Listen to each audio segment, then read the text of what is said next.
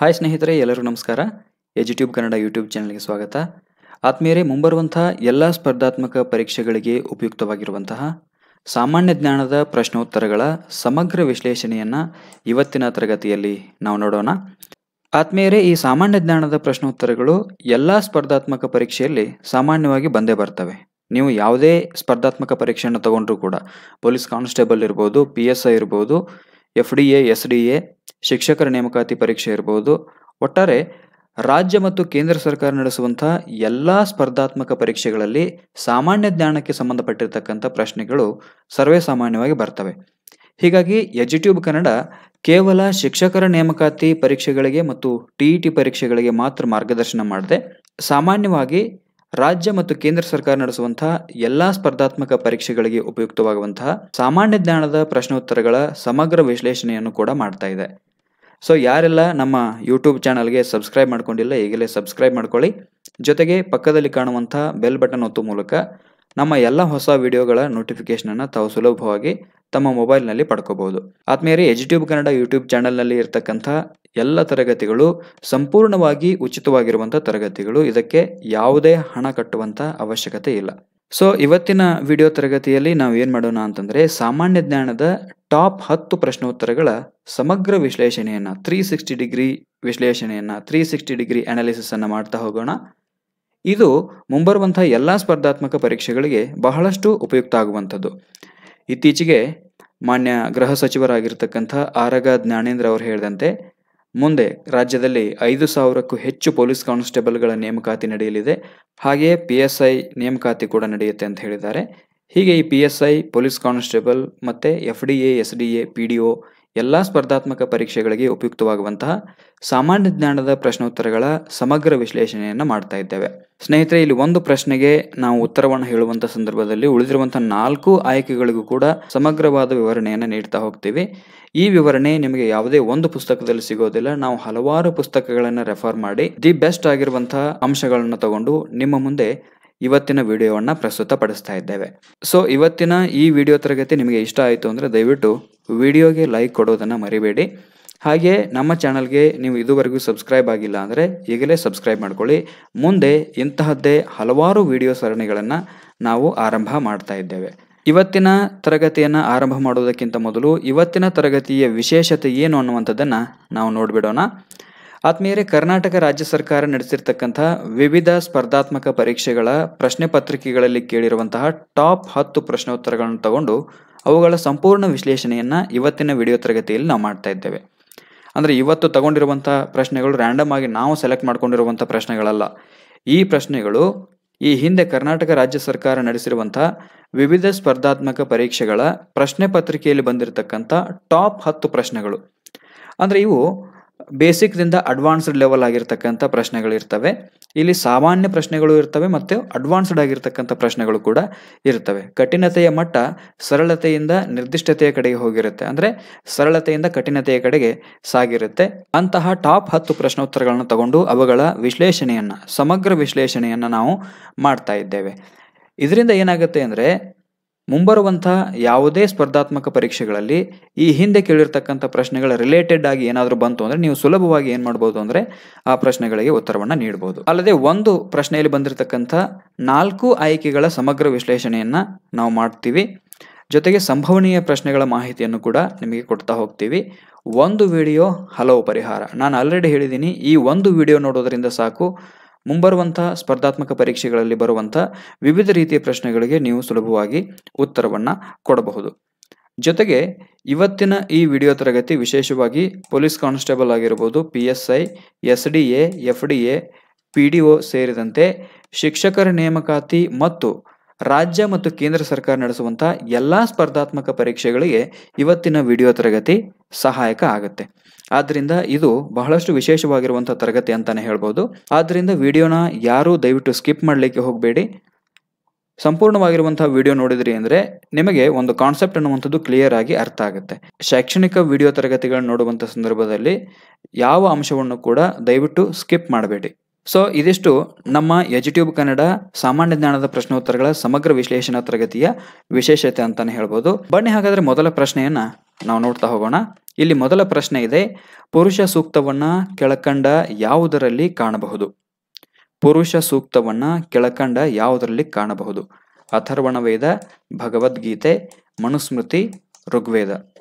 ಈ 4 ಆಯ್ಕೆಗಳಲ್ಲಿ ಪುರುಷ ಸೂಕ್ತ ಅನ್ನುವಂಥದ್ದು ಯಾವುದರಲ್ಲಿ ಕಂಡುಬರುತ್ತೆ? ನಿಮಗೆ ಇದಕ್ಕೆ ಸರಿಯಾಗಿರತಕ್ಕಂಥ ಉತ್ತರ ಗೊತ್ತಿತ್ತು ಅಂದರೆ ಪ್ರಶ್ನೆ ನಂಬರ್ 1 ಹಾಕಿ ನಿಮ್ಮ ಉತ್ತರವನ್ನು ಕಾಮೆಂಟ್ ಮೂಲಕ ನಮಗೆ ತಿಳಿಸಬಹುದು. ಪುರುಷ ಸೂಕ್ತ ಕೆಳಕಂಡ ಯಾವುದರಲ್ಲಿ ಕಂಡುಬರುತ್ತೆ ಅನ್ನುವಂಥ ಪ್ರಶ್ನೆ ಇದೆ. ಇದಕ್ಕೆ ಸರಿಯಾಗಿರ್ತಕ್ಕಂಥ ಉತ್ತರ ನಿಮಗೆ ಗೊತ್ತಿತ್ತು ಅಂದರೆ ಪ್ರಶ್ನೆ ನಂಬರ್ 1 ಹಾಕಿ ನಮಗೆ ನೀವು ಉತ್ತರವನ್ನು ಕಾಮೆಂಟ್ ಮೂಲಕ ತಿಳಿಸಬಹುದು. ಬನ್ನಿ ಹಾಗಾದರೆ ಇದಕ್ಕೆ ಸರಿಯಾದ ಉತ್ತರ ಯಾವುದು ಅನ್ನುವಂಥದ್ದನ್ನು ನೋಡ್ತಾ ಹೋಗೋಣ. ಆದ್ಮೇಲೆ ಪುರುಷ ಸೂಕ್ತ ಅನ್ನುವಂಥದ್ದು ಋಗ್ವೇದದಲ್ಲಿ ಕಂಡುಬರುವಂಥದ್ದು. ಪುರುಷ ಸೂಕ್ತ ಅನ್ನುವಂಥದ್ದು ಋಗ್ವೇದದಲ್ಲಿ ಕಂಡುಬರುತ್ತೆ. ಹಾಗಾದರೆ ಈ ಪುರುಷ ಸೂಕ್ತ ಅಂದರೆ ಏನು, ಇದರ ವಿಶೇಷತೆಗಳೇನು, ಮತ್ತು ಈ ಪುರುಷ ಸೂಕ್ತಕ್ಕೆ ಸಂಬಂಧಪಟ್ಟಂತೆ ಏನೆಲ್ಲ ಮಾಹಿತಿ ಇದೆ ಅನ್ನುವಂಥದ್ದನ್ನು ನಾವು ವಿವರಣೆಯ ಮೂಲಕ ನೋಡ್ತಾ ಹೋಗೋಣ. ಇದನ್ನು ತಾವು ದಯವಿಟ್ಟು ನೋಟ್ ಮಾಡ್ಕೋಬೇಕು, ಯಾಕಂದರೆ ಇದು ನಿಮಗೆ ಒಂದೇ ಪುಸ್ತಕದಲ್ಲಿ ಸಿಗೋದಿಲ್ಲ. ನಾವು ಹಲವಾರು ಇತಿಹಾಸದ ಪುಸ್ತಕಗಳನ್ನು ಕಲೆಕ್ಟ್ ಮಾಡಿಕೊಂಡು ಅದರಲ್ಲಿರುವಂಥ ಮಾಹಿತಿಯನ್ನು ತಗೊಂಡು, ಜೊತೆಗೆ ಬೇರೆ ಬೇರೆ ಸ್ಪರ್ಧಾತ್ಮಕ ಪರೀಕ್ಷೆಗಳಿಗೆ ಉಪಯುಕ್ತವಾಗುವಂಥ ಪುಸ್ತಕಗಳನ್ನು ತಗೊಂಡು ಅದರಲ್ಲಿರ್ತಕ್ಕಂಥ ಮಹತ್ವದ ಅಂಶಗಳನ್ನು ನಾವು ನಿಮಗೆ ಕೊಡ್ತಾ ಇದ್ದೀವಿ. ಹೀಗಾಗಿ ವಿಡಿಯೋ ನೋಡುವಂಥ ಸಂದರ್ಭದಲ್ಲಿ ದಯವಿಟ್ಟು ಇದನ್ನು ತಾವು ನೋಟ್ ಮಾಡ್ಕೋಬೇಕು. ನಾವು ಪುರುಷ ಸೂಕ್ತದ ಬಗ್ಗೆ ಮಾತನಾಡ್ತಾ ಇದ್ವಿ. ಪುರುಷ ಸೂಕ್ತ ಯಾವುದರಲ್ಲಿ ಕಂಡು ಬರುತ್ತೆ ಅಂತ ಅಥರ್ವಣ ವೇದದಲ್ಲಿ ಬರೋದಿಲ್ಲ, ಭಗವದ್ಗೀತೆಯಲ್ಲಿ ಬರೋದಿಲ್ಲ, ಮನುಸ್ಮೃತಿಯಲ್ಲೂ ಕೂಡ ಇದು ಬರೋದಿಲ್ಲ, ಇದು ಋಗ್ವೇದದಲ್ಲಿ ಬರುತ್ತೆ. ಹಾಗಾದರೆ ಈ ಪುರುಷ ಸೂಕ್ತದ ಬಗ್ಗೆ ಸ್ವಲ್ಪ ವಿವರಣೆಯನ್ನು ನಾವು ನೋಡ್ತಾ ಹೋಗೋಣ. ಪುರುಷ ಸೂಕ್ತ ಅನ್ನುವಂಥದ್ದು ಋಗ್ವೇದದಲ್ಲಿ ಕಂಡುಬರುತ್ತೆ. ಇನ್ನು ಈ ಪುರುಷ ಸೂಕ್ತವನ್ನು ನಾರದ ಮಹರ್ಷಿಗಳು ರಚನೆ ಮಾಡ್ತಾರೆ. ಪುರುಷ ಸೂಕ್ತವನ್ನು ನಾರದ ಮಹರ್ಷಿಗಳು ರಚನೆ ಮಾಡ್ತಾರೆ. ಇದು ಋಗ್ವೇದದ 10ನೇ ಮಂಡಲದಲ್ಲಿದೆ. ಆತ್ಮೀಯರೇ, ನಮ್ಗೆ ಆಲ್ರೆಡಿ ಗೊತ್ತಿದೆ ಋಗ್ವೇದದಲ್ಲಿ ಒಟ್ಟು 10 ಮಂಡಲಗಳು ಬರ್ತವೆ. ಋಗ್ವೇದದಲ್ಲಿ 10 ಮಂಡಲಗಳು ಬರ್ತವೆ. ಆ 10 ಮಂಡಲಗಳಲ್ಲಿ ಈ ಪುರುಷ ಸೂಕ್ತ ಅನ್ನುವಂಥದ್ದು ಏನಿದೆ, ಇದು ಋಗ್ವೇದದ 10ನೇ ಮಂಡಲದಲ್ಲಿ ಬರುತ್ತೆ. ನೆನಪಿರ್ಬೇಕು ನಮಗೆ, ಋಗ್ವೇದದ 10ನೇ ಮಂಡಲದಲ್ಲಿ ಈ ಪುರುಷ ಸೂಕ್ತ ಅನ್ನುವಂಥದ್ದು ಕಂಡು ಬರುತ್ತೆ. ಇನ್ನು ಪುರುಷ ಸೂಕ್ತವು ಮುಖ್ಯವಾಗಿ 4 ವರ್ಣಗಳ ಬಗ್ಗೆ ಮಾಹಿತಿಯನ್ನು ನೀಡುತ್ತೆ. ಹೌದಾ?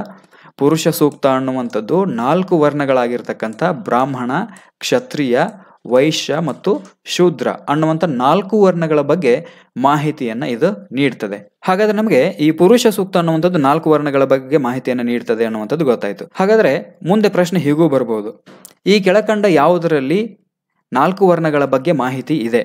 ಈ ಕೆಳಕಂಡ ಯಾವುದರಲ್ಲಿ 4 ವರ್ಣಗಳ ಬಗ್ಗೆ ಮಾಹಿತಿ ಇದೆ ಅಂತ ಪ್ರಶ್ನೆಯನ್ನು ಕೊಟ್ಟು ಕೆಳಗಡೆ ಅವರು ಹಲವಾರು ಆಯ್ಕೆಗಳನ್ನು ನೀಡಬಹುದು. ಋಗ್ವೇದ ಅಂತ ಕೊಡ್ಬೋದು, ಪುರುಷ ಸೂಕ್ತ ಅಂತ ಕೊಡ್ಬೋದು, ಅಥರ್ವಣ ವೇದ ಅಂತ ಕೊಡ್ಬೋದು, ವೇದಗಳು ಅಂತ ಕೊಡ್ಬೋದು, ಉಪನಿಷತ್ತುಗಳು ಅಂತ ಕೊಡ್ಬೋದು. ನಿಮಗೆ ನೆನಪಿರಲಿ, ಪುರುಷ ಸೂಕ್ತದಲ್ಲಿ 4 ವರ್ಣಗಳ ಬಗ್ಗೆ ಮಾಹಿತಿ ಇದೆ. 4 ವರ್ಣಗಳು ಯಾವುವು ಹಂಗಾದ್ರೆ? ಬ್ರಾಹ್ಮಣ, ಕ್ಷತ್ರಿಯ, ವೈಶ್ಯ ಮತ್ತು ಶೂದ್ರ. ಈ 4 ವರ್ಣಗಳ ಬಗ್ಗೆ ಪುರುಷ ಸೂಕ್ತದಲ್ಲಿ ವಿವರಣೆ ಇದೆ. ಈ ಪುರುಷ ಸೂಕ್ತ ಅನ್ನುವಂಥದ್ದು ನಾರದ ಮಹರ್ಷಿಗಳಿಂದ ರಚಿತವಾಗಿರುವಂಥದ್ದು. ಇದು ಋಗ್ವೇದದ 10ನೇ ಮಂಡಲದಲ್ಲಿದೆ ಅನ್ನುವಂಥದ್ದು ನಿಮಗೆ ನೆನಪಿರಬೇಕು. ಇನ್ನು ನಾವು ವೇದಗಳ ಬಗ್ಗೆ ಸ್ವಲ್ಪ ತಿಳ್ಕೊಂಡ್ಬಿಡೋಣ. ವೇದ ಅಂದರೆ ಏನು? ವೇದ ಎಂದರೆ ಪವಿತ್ರವಾದ ಆಧ್ಯಾತ್ಮಿಕ ಜ್ಞಾನ. ಇದು ನಿಮಗೆ ನೆನಪಿರಬೇಕು, ಇದನ್ನು ತಾವು ನೋಟ್ ಮಾಡ್ಕೋಬೇಕು. ವೇದ ಎಂದರೆ ಪವಿತ್ರವಾದ ಆಧ್ಯಾತ್ಮಿಕ ಜ್ಞಾನ. ಇನ್ನು ಈ ಋಗ್ವೇದದ ಬಗ್ಗೆ ಸ್ವಲ್ಪ ನಾವು ಸಂಕ್ಷಿಪ್ತವಾಗಿ ತಿಳ್ಕೊಂಡ್ಬಿಡೋಣ, ಯಾಕಂದರೆ ಇದು ಬಹಳಷ್ಟು ಇಂಪಾರ್ಟೆಂಟ್ ಆಗಿರುವಂಥದ್ದು. ಅತ್ಯಂತ ಪುರಾತನ ವೇದ. ಈ ಋಗ್ವೇದದಲ್ಲಿ ಬಹಳಷ್ಟು ಮಾಹಿತಿ, ಸ್ಪರ್ಧಾತ್ಮಕ ಪರೀಕ್ಷೆಗಳಲ್ಲಿ ಕೇಳಬಹುದಾಗಿರ್ತಕ್ಕಂಥ ಹಲವಾರು ಅಂಶಗಳು ಈ ಋಗ್ವೇದದಲ್ಲಿ ಇದೆ. ಹೀಗಾಗಿ ಯಾವೆಲ್ಲ ಮಹತ್ವದ ಅಂಶಗಳನ್ನು ಈ ಋಗ್ವೇದ ಒಳಗೊಂಡಿದೆ ಅನ್ನುವಂಥದ್ದನ್ನು ನಾವು ಒಂದೊಂದಾಗಿ ನೋಡ್ತಾ ಹೋಗೋಣ. ಋಗ್ವೇದ ಸ್ನೇಹಿತರೆ, ಋಗ್ವೇದವನ್ನು ಋಕ್ ಸಂಹಿತ ಅಂತ ಕೂಡ ಕರೀತಾರೆ. ಇಂಪಾರ್ಟೆಂಟ್ ಆಗಿರುವಂಥದ್ದು ಇದು. ಋಗ್ವೇದವನ್ನು ಋಕ್ ಸಂಹಿತ ಅಂತ ಕೂಡ ಕರೀತಾರೆ. ಋಗ್ವೇದದಲ್ಲಿ 1028 ಮಂತ್ರಗಳು ಹಾಗೂ 10 ಮಂಡಲಗಳು ಇವೆ. ಋಗ್ವೇದದಲ್ಲಿ 1028 ಮಂತ್ರ ಹಾಗೂ 10 ಮಂಡಲಗಳಿರುವಂಥದ್ದನ್ನು ನಾವು ಗಮನಿಸ್ತೀವಿ. ಇದು ಅತ್ಯಂತ ಪುರಾತನ ವೇದ ಅಂತ ಕರೆಯಲಾಗುತ್ತೆ. ಹಲವಾರು ಬಾರಿ ಪರೀಕ್ಷೆಗಳಲ್ಲಿ ಈ ಪ್ರಶ್ನೆ ಬಂದಿದೆ. ಅತ್ಯಂತ ಪುರಾತನವಾದ ವೇದ ಯಾವುದು? ಋಗ್ವೇದ. ಅತ್ಯಂತ ಪುರಾತನವಾದ ವೇದ ಯಾವುದು ಅಂದರೆ ಋಗ್ವೇದ ಅನ್ನುವಂಥದ್ದು ನಿಮಗೆ ನೆನಪಿರಬೇಕು. ಜೊತೆಗೆ ಋಗ್ವೇದದಲ್ಲಿ 1028 ಮಂತ್ರ, 10 ಮಂಡಲಗಳದಾವೆ. ಹಾಗಾದರೆ ಈ 10ನೇ ಮಂಡಲದಲ್ಲಿ ಕಂಡು ಬರುವಂಥದ್ದೇ ಪುರುಷ ಸೂಕ್ತ ಅನ್ನುವಂಥದ್ದು ನಿಮಗೆ ನೆನಪಿರಬೇಕು. ಯಾಕಂದರೆ ನಾವು ಇವತ್ತಿನ ಪ್ರಶ್ನೆ, ಮೊದಲ ಪ್ರಶ್ನೆ ಅದೇ ಇದೆ. ಪುರುಷ ಸೂಕ್ತ ಈ ಕೆಳಗಿನ ಯಾವುದರಲ್ಲಿ ಕಂಡುಬರುತ್ತೆ? ಋಗ್ವೇದದಲ್ಲಿ ಕಂಡುಬರುತ್ತೆ. ಋಗ್ವೇದದಲ್ಲಿ ಒಟ್ಟು 10 ಮಂಡಲಗಳಿದ್ದಾವೆ. ಈ 10ನೇ ಮಂಡಲದಲ್ಲಿಯೇ ಪುರುಷ ಸೂಕ್ತ ಅನ್ನುವಂಥದ್ದು ಕಂಡುಬರುತ್ತೆ. ಈ ಪುರುಷ ಸೂಕ್ತ 4 ವರ್ಣಗಳ ಬಗ್ಗೆ ಮಾಹಿತಿಯನ್ನ ನೀಡ್ತದೆ ಅನ್ನುವಂಥದ್ದು. ಇನ್ನು ಆರ್ಯವೇದ ಅನ್ನುವಂಥದ್ದು ಋಗ್ವೇದದ ಒಂದು ಉಪವೇದ. ಋಗ್ವೇದದ ಉಪವೇದ ಯಾವುದು ಅಂದರೆ ಆರ್ಯವೇದ. ಇನ್ನು ಈ ಋಗ್ವೇದದ 3ನೇ ಮಂಡಲದಲ್ಲಿ, ಇದು ಬಹಳಷ್ಟು ಇಂಪಾರ್ಟೆಂಟ್ ಆಗಿರುವಂಥದ್ದು, ಋಗ್ವೇದದ 3ನೇ ಮಂಡಲದಲ್ಲಿ ಪವಿತ್ರವಾಗಿರುವಂತಹ ಗಾಯತ್ರಿ ಮಂತ್ರ ಇದೆ. ಋಗ್ವೇದದ 3ನೇ ಮಂಡಲದಲ್ಲಿ ಪವಿತ್ರವಾದ ಗಾಯತ್ರಿ ಮಂತ್ರ ಇದೆ. ಇದನ್ನ ವಿಶ್ವಾಮಿತ್ರರು ರಚನೆ ಮಾಡ್ತಾರೆ. ಗಾಯತ್ರಿ ಮಂತ್ರವನ್ನು ಯಾರು ರಚನೆ ಮಾಡ್ತಾರೆ? ವಿಶ್ವಾಮಿತ್ರರು ರಚನೆ ಮಾಡ್ತಾರೆ. ಹಾಗಾದ್ರೆ ಈ ವಿಶ್ವಾಮಿತ್ರರು ಗಾಯತ್ರಿ ಮಂತ್ರವನ್ನು ರಚಿಸಿ ಯಾರಿಗೆ ಅರ್ಪಿಸಿದ್ರು ಅಂತಂದ್ರೆ, ಸೂರ್ಯನ ತಾಯಿಯಾಗಿರುವಂತಹ ಸಾವಿತ್ರಿ ದೇವಿಗೆ ಈ ಗಾಯತ್ರಿ ಮಂತ್ರವನ್ನ ವಿಶ್ವಾಮಿತ್ರರು ಅರ್ಪಣೆ ಮಾಡ್ತಾರೆ. ಋಗ್ವೇದದ 3ನೇ ಮಂಡಲದಲ್ಲಿ ಪವಿತ್ರವಾದ ಗಾಯತ್ರಿ ಮಂತ್ರ ಇದೆ ಅನ್ನುವಂಥದ್ದು ನಮಗೆ ಗೊತ್ತಾಯಿತು. ಇದನ್ನ ರಚಿಸುವವರು ವಿಶ್ವಾಮಿತ್ರರು. ಜೊತೆಗೆ ಇದನ್ನ ಸೂರ್ಯನ ತಾಯಿಯಾಗಿರ್ತಕ್ಕಂಥ ಸಾವಿತ್ರಿ ದೇವಿಯವರಿಗೆ ವಿಶ್ವಾಮಿತ್ರರು ಸಮರ್ಪಣೆ ಮಾಡಿದ್ರು ಅನ್ನುವಂಥದ್ದು. ಜೊತೆಗೆ ಈ ಗಾಯತ್ರಿ ಮಂತ್ರದಲ್ಲಿ 62 ಶ್ಲೋಕಗಳು ಇವೆ ಅನ್ನುವಂಥದ್ದು ನಮಗೆ ನೆನಪಿರಬೇಕು. ಗಾಯತ್ರಿ ಮಂತ್ರದಲ್ಲಿ 62 ಶ್ಲೋಕಗಳು ಇವೆ. ಋಗ್ವೇದದಲ್ಲಿ ಒಟ್ಟು 1028 ಮಂತ್ರಗಳಿವೆ. ಗಾಯತ್ರಿ ಮಂತ್ರದಲ್ಲಿ 62 ಶ್ಲೋಕಗಳನ್ನು ಒಳಗೊಂಡಿರುವಂಥದ್ದು. ಇನ್ನು ಋಗ್ವೇದದ ಮಂತ್ರಗಳನ್ನು ಪಠಿಸುವಂತಹ ಮುಖ್ಯ ಪುರೋಹಿತನನ್ನ ಹೋತ್ರಿ ಅಂತ ಕರೀತಾ ಇದ್ರು. ಇದು ಬಹಳಷ್ಟು ಇಂಪಾರ್ಟೆಂಟ್ ಆಗಿರುವಂಥದ್ದು. ಋಗ್ವೇದದ ಮಂತ್ರಗಳನ್ನ ಪಠಿಸುವ ಮುಖ್ಯ ಪುರೋಹಿತನನ್ನ ಹೋತ್ರಿ ಅಂತ ಕರೀತಾ ಇದ್ರು. ಇನ್ನು ಅಥರ್ವಣ ವೇದದ ಬಗ್ಗೆ ಸ್ವಲ್ಪ ನೋಡೋಣ. ಯಾಕಂದ್ರೆ ಇಲ್ಲಿ 4 ಆಯ್ಕೆಗಳಲ್ಲಿ ಅಥರ್ವಣ ವೇದ ಕೂಡ ಇದೆ. ಅಥರ್ವಣ ವೇದ ಇದು 731 ಶ್ಲೋಕಗಳನ್ನ ಒಳಗೊಂಡಿರುವಂಥದ್ದು. ಅಥರ್ವಣ ವೇದ ಅಥವಾ ಅಥರ್ವ ವೇದ ಅಂತ ಕರೀತಾರೆ ಇದನ್ನ. ಇದು 731 ಶ್ಲೋಕಗಳನ್ನ ಒಳಗೊಂಡಿರುವಂಥದ್ದು. ಈ ಅಥರ್ವಣ ವೇದ ಏನ್ ತಿಳಿಸ್ತಾ ಇತ್ತು ಅಂದ್ರೆ, ವೇದ ಕಾಲದಲ್ಲಿ ಇರತಕ್ಕಂಥ ಮಾಟ, ಮಂತ್ರ, ತಂತ್ರಗಾರಿಕೆ ಸೇರಿದಂತೆ ಯಕ್ಷಿಣಿ ವಿದ್ಯೆಯ ಬಗ್ಗೆ ಈ ಅಥರ್ವಣ ವೇದ ಅನ್ನುವಂಥದ್ದು ತಿಳಿಸ್ತಿದೆ. ಅಥರ್ವಣ ವೇದ ವೇದ ಕಾಲದಲ್ಲಿರ್ತಕ್ಕಂಥ ಮಾಟ, ಮಂತ್ರ, ತಂತ್ರಗಾರಿಕೆ, ಯಕ್ಷಿಣಿ ವಿದ್ಯೆಯ ಬಗ್ಗೆ ಈ ಅಥರ್ವಣ ವೇದ ತಿಳಿಸುತ್ತೆ. ಅಥರ್ವಣ ವೇದವನ್ನ ಬ್ರಹ್ಮವೇದ ಅಂತ ಕೂಡ ಕರೆಯಲಾಗುತ್ತೆ. ಅಥರ್ವಣ ವೇದವನ್ನ ಬ್ರಹ್ಮವೇದ ಅಂತ ಕೂಡ ಕರೆಯಲಾಗುತ್ತೆ. ಅಥರ್ವಣ ವೇದದ ಮುಖ್ಯ ಪುರೋಹಿತ ಅಂಗೀರಸ. ಋಗ್ವೇದದ ಮುಖ್ಯ ಪುರೋಹಿತ ಹೋತ್ರಿ ಆದ್ರೆ ಅಥರ್ವಣ ವೇದದ ಮುಖ್ಯ ಪುರೋಹಿತ ಅಂಗೀರಸ. ಅಥರ್ವಣ ವೇದದ ಮುಖ್ಯ ಪುರೋಹಿತ ಅಂಗೀರಸ, ಇದು ನಿಮಗೆ ನೆನಪಿರಬೇಕು, ಬಹಳಷ್ಟು ಇಂಪಾರ್ಟೆಂಟ್ ಆಗಿರುವಂಥದ್ದು ಇದು. ಇನ್ನು ಇವತ್ತಿನ ತರಗತಿಯಲ್ಲಿ ನಾವು ಸಾಮವೇದದ ಬಗ್ಗೆ ಕೂಡ ಸ್ವಲ್ಪ ತಿಳ್ಕೊಂಡ್ಬಿಡೋಣ. ಇದು ಬಹಳಷ್ಟು ಇಂಪಾರ್ಟೆಂಟ್ ಆಗಿರುವಂಥದ್ದು. ಸಾಮವೇದದಲ್ಲಿ 1603 ಶ್ಲೋಕಗಳು ಇರುವಂಥದ್ದು. ಇದು ಸಂಗೀತಕ್ಕೆ ಸಂಬಂಧಪಟ್ಟಿರ್ತಕ್ಕಂಥ ವೇದ. ಈ ಬಗ್ಗೆ ಕೂಡ ಹಲವಾರು ಬಾರಿ ಪ್ರಶ್ನೆಗಳು ಬಂದಿವೆ. ಸಂಗೀತಕ್ಕೆ ಸಂಬಂಧಪಟ್ಟ ವೇದ ಯಾವುದು ಅಂತಂದ್ರೆ ಅದು ಸಾಮವೇದ. ಸಾಮವೇದದ ಮಂತ್ರಗಳನ್ನ ಋಗ್ವೇದದ 8ನೇ ಮತ್ತು 9ನೇ ಮಂಡಲದಿಂದ ಆಯ್ಕೆ ಮಾಡಿಕೊಳ್ಳಲಾಗಿದೆ. ನಾವು ಆಲ್ರೆಡಿ ಹೇಳಿದ್ದೀವಿ, ಅತ್ಯಂತ ಪುರಾತನವಾದ ವೇದ ಯಾವುದು ಅಂದ್ರೆ ಋಗ್ವೇದ. ಅದೇ ಋಗ್ವೇದದ 8 ಮತ್ತು 9ನೇ ಮಂಡಲದಿಂದ ಈ ಸಾಮವೇದದ ಮಂತ್ರಗಳನ್ನ ಆಯ್ಕೆ ಮಾಡಿಕೊಳ್ಳಲಾಗಿದೆ. ಸಾಮವೇದದ ಮಂತ್ರಗಳನ್ನ ಋಗ್ವೇದದ 8 ಮತ್ತು 9ನೇ ಮಂಡಲದಿಂದ ಆಯ್ಕೆ ಮಾಡಿಕೊಳ್ಳಲಾಗಿದೆ. ಸಾಮವೇದದ ಮುಖ್ಯ ಪುರೋಹಿತನನ್ನ ಉದ್ಗೋತ್ರಿ ಅಂತ ಕರೀತಾ ಇದ್ರು. ಸಾಮವೇದದ ಮುಖ್ಯ ಪುರೋಹಿತನನ್ನ ಉದ್ಗೋತ್ರಿ ಅಂತ ಕರೀತಾ ಇದ್ರು. ಇನ್ನು ಯಜುರ್ವೇದ. ಯಜುರ್ವೇದದ ಬಗ್ಗೆ ಕೂಡ ನಾವು ಸ್ವಲ್ಪ ತಿಳ್ಕೊಂಡ್ಬಿಡೋಣ. ಸ್ನೇಹಿತರೆ, ಯಜುರ್ವೇದದಲ್ಲಿ ಮುಖ್ಯವಾಗಿ ನಾವು 2 ಭಾಗಗಳನ್ನ ಕಾಣ್ತೀವಿ. ಮೊದಲನೇದು ಕೃಷ್ಣ ಯಜುರ್ವೇದ. ಯಜುರ್ವೇದದಲ್ಲಿ 2 ಭಾಗಗಳನ್ನ ಕಾಣ್ತೀವಿ. ಮೊದಲನೇದು ಕೃಷ್ಣ ಯಜುರ್ವೇದ ಅಥವಾ ಇದನ್ನ ಕಪ್ಪು ಯಜುರ್ವೇದ ಅಂತ ಕೂಡ ಕರೀತಾ ಇದ್ರು. ಇದು ಗದ್ಯ ರೂಪದಲ್ಲಿ ಇರ್ತಕ್ಕಂಥದ್ದು. ಕೃಷ್ಣ ಯಜುರ್ವೇದ ಏನಿದೆ ಇದು ಗದ್ಯ ರೂಪದಲ್ಲಿ ಇರ್ತಕ್ಕಂಥದ್ದು. ಇನ್ನು ಇದರಲ್ಲಿ ಬರ್ತಕ್ಕಂಥ 2ನೇ ಭಾಗ ಶುಕ್ಲ ಯಜುರ್ವೇದ ಅಥವಾ ಇದನ್ನ ಬಿಳಿ ಯಜುರ್ವೇದ ಅಂತ ಕೂಡ ಕರೀತಾ ಇದ್ರು. ಇದು ಪದ್ಯ ರೂಪದಲ್ಲಿ ಇರ್ತಕ್ಕಂಥದ್ದು. ಈ ಭಾಗದಿಂದ ಕೂಡ ಪ್ರಶ್ನೆಗಳು ಬರುವಂತ ಸಾಧ್ಯತೆ ಇದೆ. ಯಜುರ್ವೇದದ ಯಾವ ಭಾಗ ಗದ್ಯ ರೂಪದಲ್ಲಿತ್ತು ಅಂತ ಬಂದು ಆಯ್ಕೆಗಳನ್ನು ಕೊಡಬಹುದು ಅವರು. ಹಾಗೆ ಯಜುರ್ವೇದದ ಯಾವ ಭಾಗ ಪದ್ಯ ರೂಪದಲ್ಲಿದೆ ಅನ್ನುವಂಥ ಪ್ರಶ್ನೆಗಳು ಕೂಡ ಬರಬಹುದು. ಇನ್ನು ಯಜುರ್ವೇದದ ಮುಖ್ಯ ಪುರೋಹಿತನನ್ನ ಅಧ್ವರ್ಯು ಅಂತ ಕರೀತಾ ಇದ್ರು. ಯಜುರ್ವೇದದ ಮುಖ್ಯ ಪುರೋಹಿತ ಅಧ್ವರ್ಯು. ಇನ್ನು ಭಗವದ್ಗೀತೆ. ಯಾಕಂದರೆ ಈ 4 ಆಯ್ಕೆಗಳಲ್ಲಿ ಭಗವದ್ಗೀತೆ ಅನ್ನುವಂಥದ್ದು ಕೂಡ ಇದೆ. ಭಗವದ್ಗೀತೆ ಮಹಾಭಾರತದ ಕೇಂದ್ರ ಭಾಗ ಅನ್ನುವಂಥದ್ದು ನಮಗೆ ಆಲ್ರೆಡಿ ಗೊತ್ತಿದೆ, ಇದರ ಬಗ್ಗೆ ಏನು ಜಾಸ್ತಿ ಹೇಳುವಂಥ ಅವಶ್ಯಕತೆ ಇಲ್ಲ. ಇನ್ನು ಉಪನಿಷತ್ತುಗಳು. ಉಪನಿಷತ್ತು ಎಂದರೆ ಗುರುವಿನ ಬಳಿ ಕುಳಿತುಕೋ ಅಂತ ಅರ್ಥ. ಗುರುವಿನ ಬಳಿ ಕುಳಿತುಕೋ ಅನ್ನುವಂಥ ಅರ್ಥವನ್ನು ಈ ಉಪನಿಷತ್ತು ಹೊಂದಿದೆ. ಒಟ್ಟು ಉಪನಿಷತ್ತುಗಳ ಸಂಖ್ಯೆ 400 ಇದ್ದರೂ ಕೂಡ ಅವುಗಳಲ್ಲಿ 108 ಉಪನಿಷತ್ತುಗಳು ಮಾತ್ರ ಪ್ರಸಿದ್ಧವಾಗಿರ್ತಕ್ಕಂಥ ಉಪನಿಷತ್ತುಗಳು. ಇನ್ನು ಉಪನಿಷತ್ತುಗಳು ವೇದಗಳ ಕೊನೆಯ ಭಾಗ ಆಗಿರೋದರಿಂದ ಇವುಗಳನ್ನು ವೇದಾಂತ ಅಂತ ಕರೀತಾರೆ. ವೇದಗಳ ಕೊನೆಯ ಭಾಗ ಯಾವುದು ಅಂದರೆ ಉಪನಿಷತ್ತುಗಳು. ಹೀಗಾಗಿ ಉಪನಿಷತ್ತುಗಳನ್ನು ವೇದಾಂತಗಳು ಅಂತ ಕೂಡ ಕರೆಯಲಾಗತ್ತೆ. ಅಲ್ಲದೆ ಈ ಉಪನಿಷತ್ತುಗಳು ಜ್ಞಾನಕ್ಕೆ ಹೆಚ್ಚು ಪ್ರಾಮುಖ್ಯತೆಯನ್ನು ಕೊಟ್ಟಿರುವುದರಿಂದಾಗಿ ಇವುಗಳನ್ನು ಜ್ಞಾನಕಾಂಡ ಅಂತ ಕೂಡ ಕರೆಯಲಾಗತ್ತೆ. ಉಪನಿಷತ್ತುಗಳನ್ನು ವೇದಾಂತ, ಜ್ಞಾನಕಾಂಡ ಅಂತ ಕೂಡ ಕರೆಯಲಾಗುತ್ತೆ ಅನ್ನುವಂಥದ್ದು ನಿಮಗೆ ನೆನಪಿರಬೇಕು. ಇದಿಷ್ಟು ಮೊದಲ ಪ್ರಶ್ನೆಗೆ ಸಂಬಂಧಪಟ್ಟಂತೆ. ಒಂದು ಪ್ರಶ್ನೆ ನಾವು ಹಲವಾರು ಮಾಹಿತಿಯನ್ನು ತಿಳ್ಕೊಂಡು ದಯವಿಟ್ಟು ಇದನ್ನು ತಾವು ನೋಟ್ ಮಾಡ್ಕೋಬೇಕು. ಇನ್ನು ಮುಂದಿನ ಪ್ರಶ್ನೆಯನ್ನು ನೋಡ್ತಾ ಹೋಗೋಣ. ಕೆಳಕಂಡವರಲ್ಲಿ ಯಾರನ್ನ ಫ್ಯೂರರ್ ಎಂದು ಕರೆಯಲಾಗುತ್ತದೆ? ಕೆಳಕಂಡವರಲ್ಲಿ ಯಾರನ್ನ ಫ್ಯೂರರ್ ಎಂದು ಕರೆಯಲಾಗುತ್ತೆ? Bismarck, Stalin, Mussolini, Adolf Hitler. ಈ 4 ಆಯ್ಕೆಗಳಲ್ಲಿ ಯಾರನ್ನ ಫ್ಯೂರರ್ ಅಂತ ಕರೆಯಲಾಗ್ತಾ ಇತ್ತು? ನಿಮಗೆ ಉತ್ತರ ಗೊತ್ತಿತ್ತು ಅಂದರೆ ಪ್ರಶ್ನೆ ನಂಬರ್ 2 ಹಾಕಿ ನಿಮ್ಮ ಉತ್ತರವನ್ನು ನಮಗೆ ಕಾಮೆಂಟ್ ಮೂಲಕ ತಿಳಿಸಬಹುದು. ಕೆಳಕಂಡವರಲ್ಲಿ ಯಾರನ್ನ ಫ್ಯೂರರ್ ಅಂತ ಕರೆಯಲಾಗ್ತಾ ಇತ್ತು? Bismarck, Stalin, Mussolini, Adolf Hitler.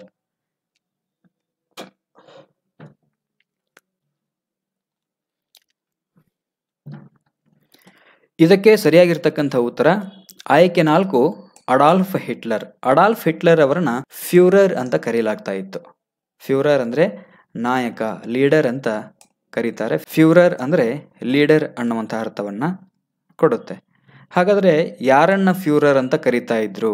Adolf Hitler, ಸರ್ವಾಧಿಕಾರಿಯಾಗಿರ್ತಕ್ಕಂಥ Adolf Hitler ಅವರನ್ನ ಫ್ಯೂರರ್ ಅಂತ ಕರೆಯಲಾಗ್ತಾ ಇತ್ತು. ಹಾಗಾದರೆ ಈ ಬಿಸ್ಮಾರ್ಕು, ಸ್ಟಾಲಿನ್, ಮುಸೋಲಿನಿ ಇವರ ಬಗ್ಗೆ ಕೂಡ ನಾವು ವಿವರಣೆಯನ್ನು ನೋಡ್ತಾ ಹೋಗೋಣ. ಅದಕ್ಕಿಂತ ಮೊದಲು ಅಡಾಲ್ಫ್ ಹಿಟ್ಲರ್ ಬಗ್ಗೆ ಸ್ವಲ್ಪ ನಾವು ತಿಳ್ಕೊಂಬಿಡೋಣ. ಸ್ನೇಹಿತರೆ, ಜರ್ಮನಿಯ ಸರ್ವಾಧಿಕಾರಿ ಅಡಾಲ್ಫ್ ಹಿಟ್ಲರ್. ಈ ಅಡಾಲ್ಫ್ ಹಿಟ್ಲರ್ನನ್ನ ಫ್ಯೂರರ್ ಅಂತ ಕರೆಯಲಾಗ್ತಾ ಇತ್ತು. ಮೈನ್ ಕ್ಯಾಂಪ್, ನನ್ನ ಹೋರಾಟ ಅನ್ನುವಂಥದ್ದು ಹಿಟ್ಲರ್ ಅವರ ಆತ್ಮಕಥೆ. ಇನ್ನು ಹಿಟ್ಲರ್ 1939 ಸೆಪ್ಟೆಂಬರ್ 1 ಪೋಲ್ಯಾಂಡ್ ಮೇಲೆ ಮಾಡಿದ ಆಕ್ರಮಣ 2ನೆಯ ಮಹಾಯುದ್ಧಕ್ಕೆ ತಕ್ಷಣದ ಕಾರಣ ಆಯಿತು. ನಿಮಗೆ ನೆನಪಿರಲಿ, ಹಿಟ್ಲರ್ ಬಗ್ಗೆ ಬಹಳಷ್ಟು ಇಂಪಾರ್ಟೆಂಟ್ ಆಗಿರ್ತಕ್ಕಂಥ ಅಂಶಗಳಿವು. ಹಿಟ್ಲರ್ ಅವರ ಆತ್ಮಕಥೆ ಯಾವುದು? Main camp. ಇದು ನಿಮಗೆ ನೆನಪಿರಬೇಕು. ಮೈನ್ ಕ್ಯಾಂಪ್ ಅಂದರೆ ನನ್ನ ಹೋರಾಟ. ಹಿಟ್ಲರ್ ಜರ್ಮನಿಯ ಒಬ್ಬ ಸರ್ವಾಧಿಕಾರಿ ಅನ್ನುವಂಥದ್ದು ನಿಮಗೆ ಗೊತ್ತಿದೆ. ಈ ಹಿಟ್ಲರ್ ಏನು ಮಾಡ್ತಾನೆ ಅಂತಂದರೆ 1939 ಸೆಪ್ಟೆಂಬರ್ 1 ಪೋಲ್ಯಾಂಡ್ ಮೇಲೆ ಆಕ್ರಮಣ ಮಾಡ್ತಾನೆ. ಈ ಆಕ್ರಮಣ 2ನೇ ಮಹಾಯುದ್ಧಕ್ಕೆ ತಕ್ಷಣದ ಕಾರಣ ಆಯಿತು. ಯಾವಾಗ ಹಿಟ್ಲರ್ ಪೋಲ್ಯಾಂಡ್ ಮೇಲೆ ದಾಳಿ ಮಾಡ್ತಾನೆ ಅದೇ 2ನೇ ಮಹಾಯುದ್ಧಕ್ಕೆ ತಕ್ಷಣದ ಕಾರಣ ಆಯಿತು. ನಂತರ 1939 1945 ತನಕ 2ನೇ ಮಹಾಯುದ್ಧ ನಡೆಯುತ್ತೆ, ಭೀಕರವಾಗಿರ್ತಕ್ಕಂಥ ಯುದ್ಧ ನಡೆಯುತ್ತೆ ಅನ್ನುವಂಥದ್ದು ನಮಗೆ ಗೊತ್ತಿದೆ. ಸೊ ಹಿಟ್ಲರ್ 2ನೇ ಮಹಾಯುದ್ಧಕ್ಕೆ ತಕ್ಷಣದ ಕಾರಣವಾಗಿರ್ತಕ್ಕಂಥ ವ್ಯಕ್ತಿ ಅಂತ ನಮಗೆ ನೆನಪಿರಬೇಕು. ಇನ್ನು ಹಿಟ್ಲರ್ ನಾರ್ಡಿಕ್ ಪಂಗಡದಲ್ಲಿ ಜನಿಸ್ತಾನೆ. ಹಿಟ್ಲರ್ ಜರ್ಮನಿಯ ನಾರ್ಡಿಕ್ ಪಂಗಡದಲ್ಲಿ ಜನಿಸ್ತಾನೆ. 1919 ರಾಷ್ಟ್ರೀಯ ಸಮಾಜವಾದಿ ಪಕ್ಷವನ್ನು ಸ್ಥಾಪನೆ ಮಾಡ್ತಾನೆ. ರಾಷ್ಟ್ರೀಯ ಸಮಾಜವಾದಿ ಪಕ್ಷ ಅಂದರೆ ನಾಜಿ ಪಕ್ಷವನ್ನು ಸ್ಥಾಪನೆ ಮಾಡ್ತಾನೆ. ಕಂದು ಅಂಗಿಗಳು, ಬ್ರೌನ್ ಶರ್ಟ್ಸ್ ಅನ್ನುವಂಥ ಸೈನ್ಯವನ್ನು ಕೂಡ ಈತ ಸ್ಥಾಪನೆ ಮಾಡಿದ್ದ. ನಿಮಗೆ ನೆನಪಿರಲಿ, ಬ್ರೌನ್ ಶರ್ಟ್ಸ್, ಕಂದು ಅಂಗಿಗಳು ಅನ್ನುವಂಥ ಸೈನ್ಯವನ್ನು ಸ್ಥಾಪಿಸಿದವನು ಯಾರು ಅಂದರೆ ಜರ್ಮನಿಯ ಅಡಾಲ್ಫ್ ಹಿಟ್ಲರ್.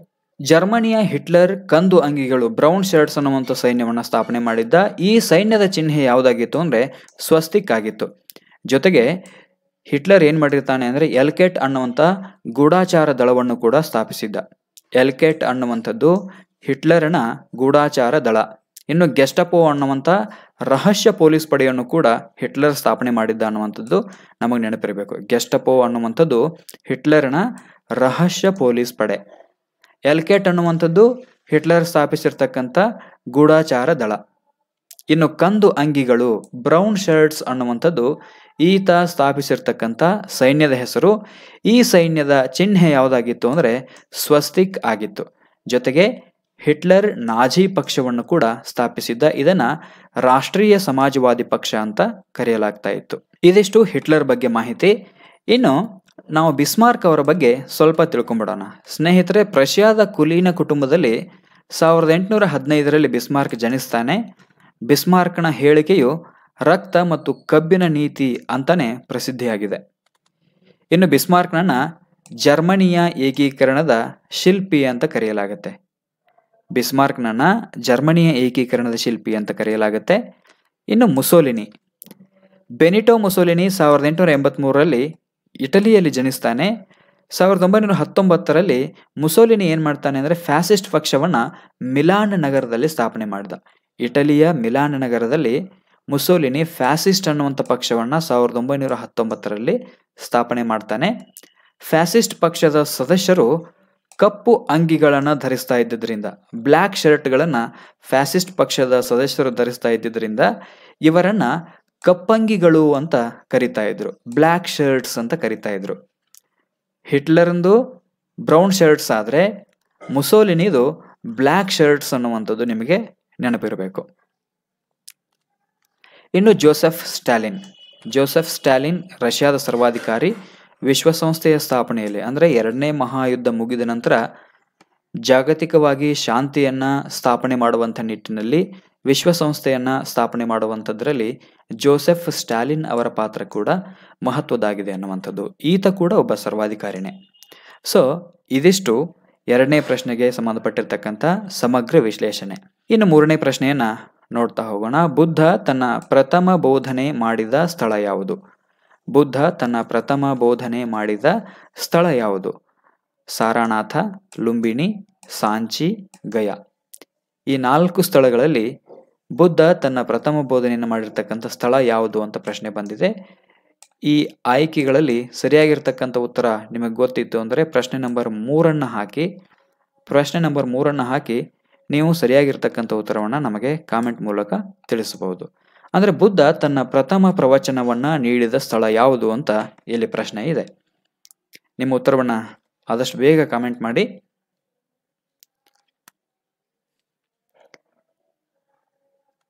ಇದಕ್ಕೆ ಸಂಬಂಧಪಟ್ಟಂತೆ ಸರಿಯಾದ ಉತ್ತರವನ್ನು ನೋಡ್ತಾ ಹೋಗೋಣ. ಇದಕ್ಕೆ ಸರಿಯಾದ ಉತ್ತರ ಆಯ್ಕೆ 1 ಸಾರಾನಾಥ.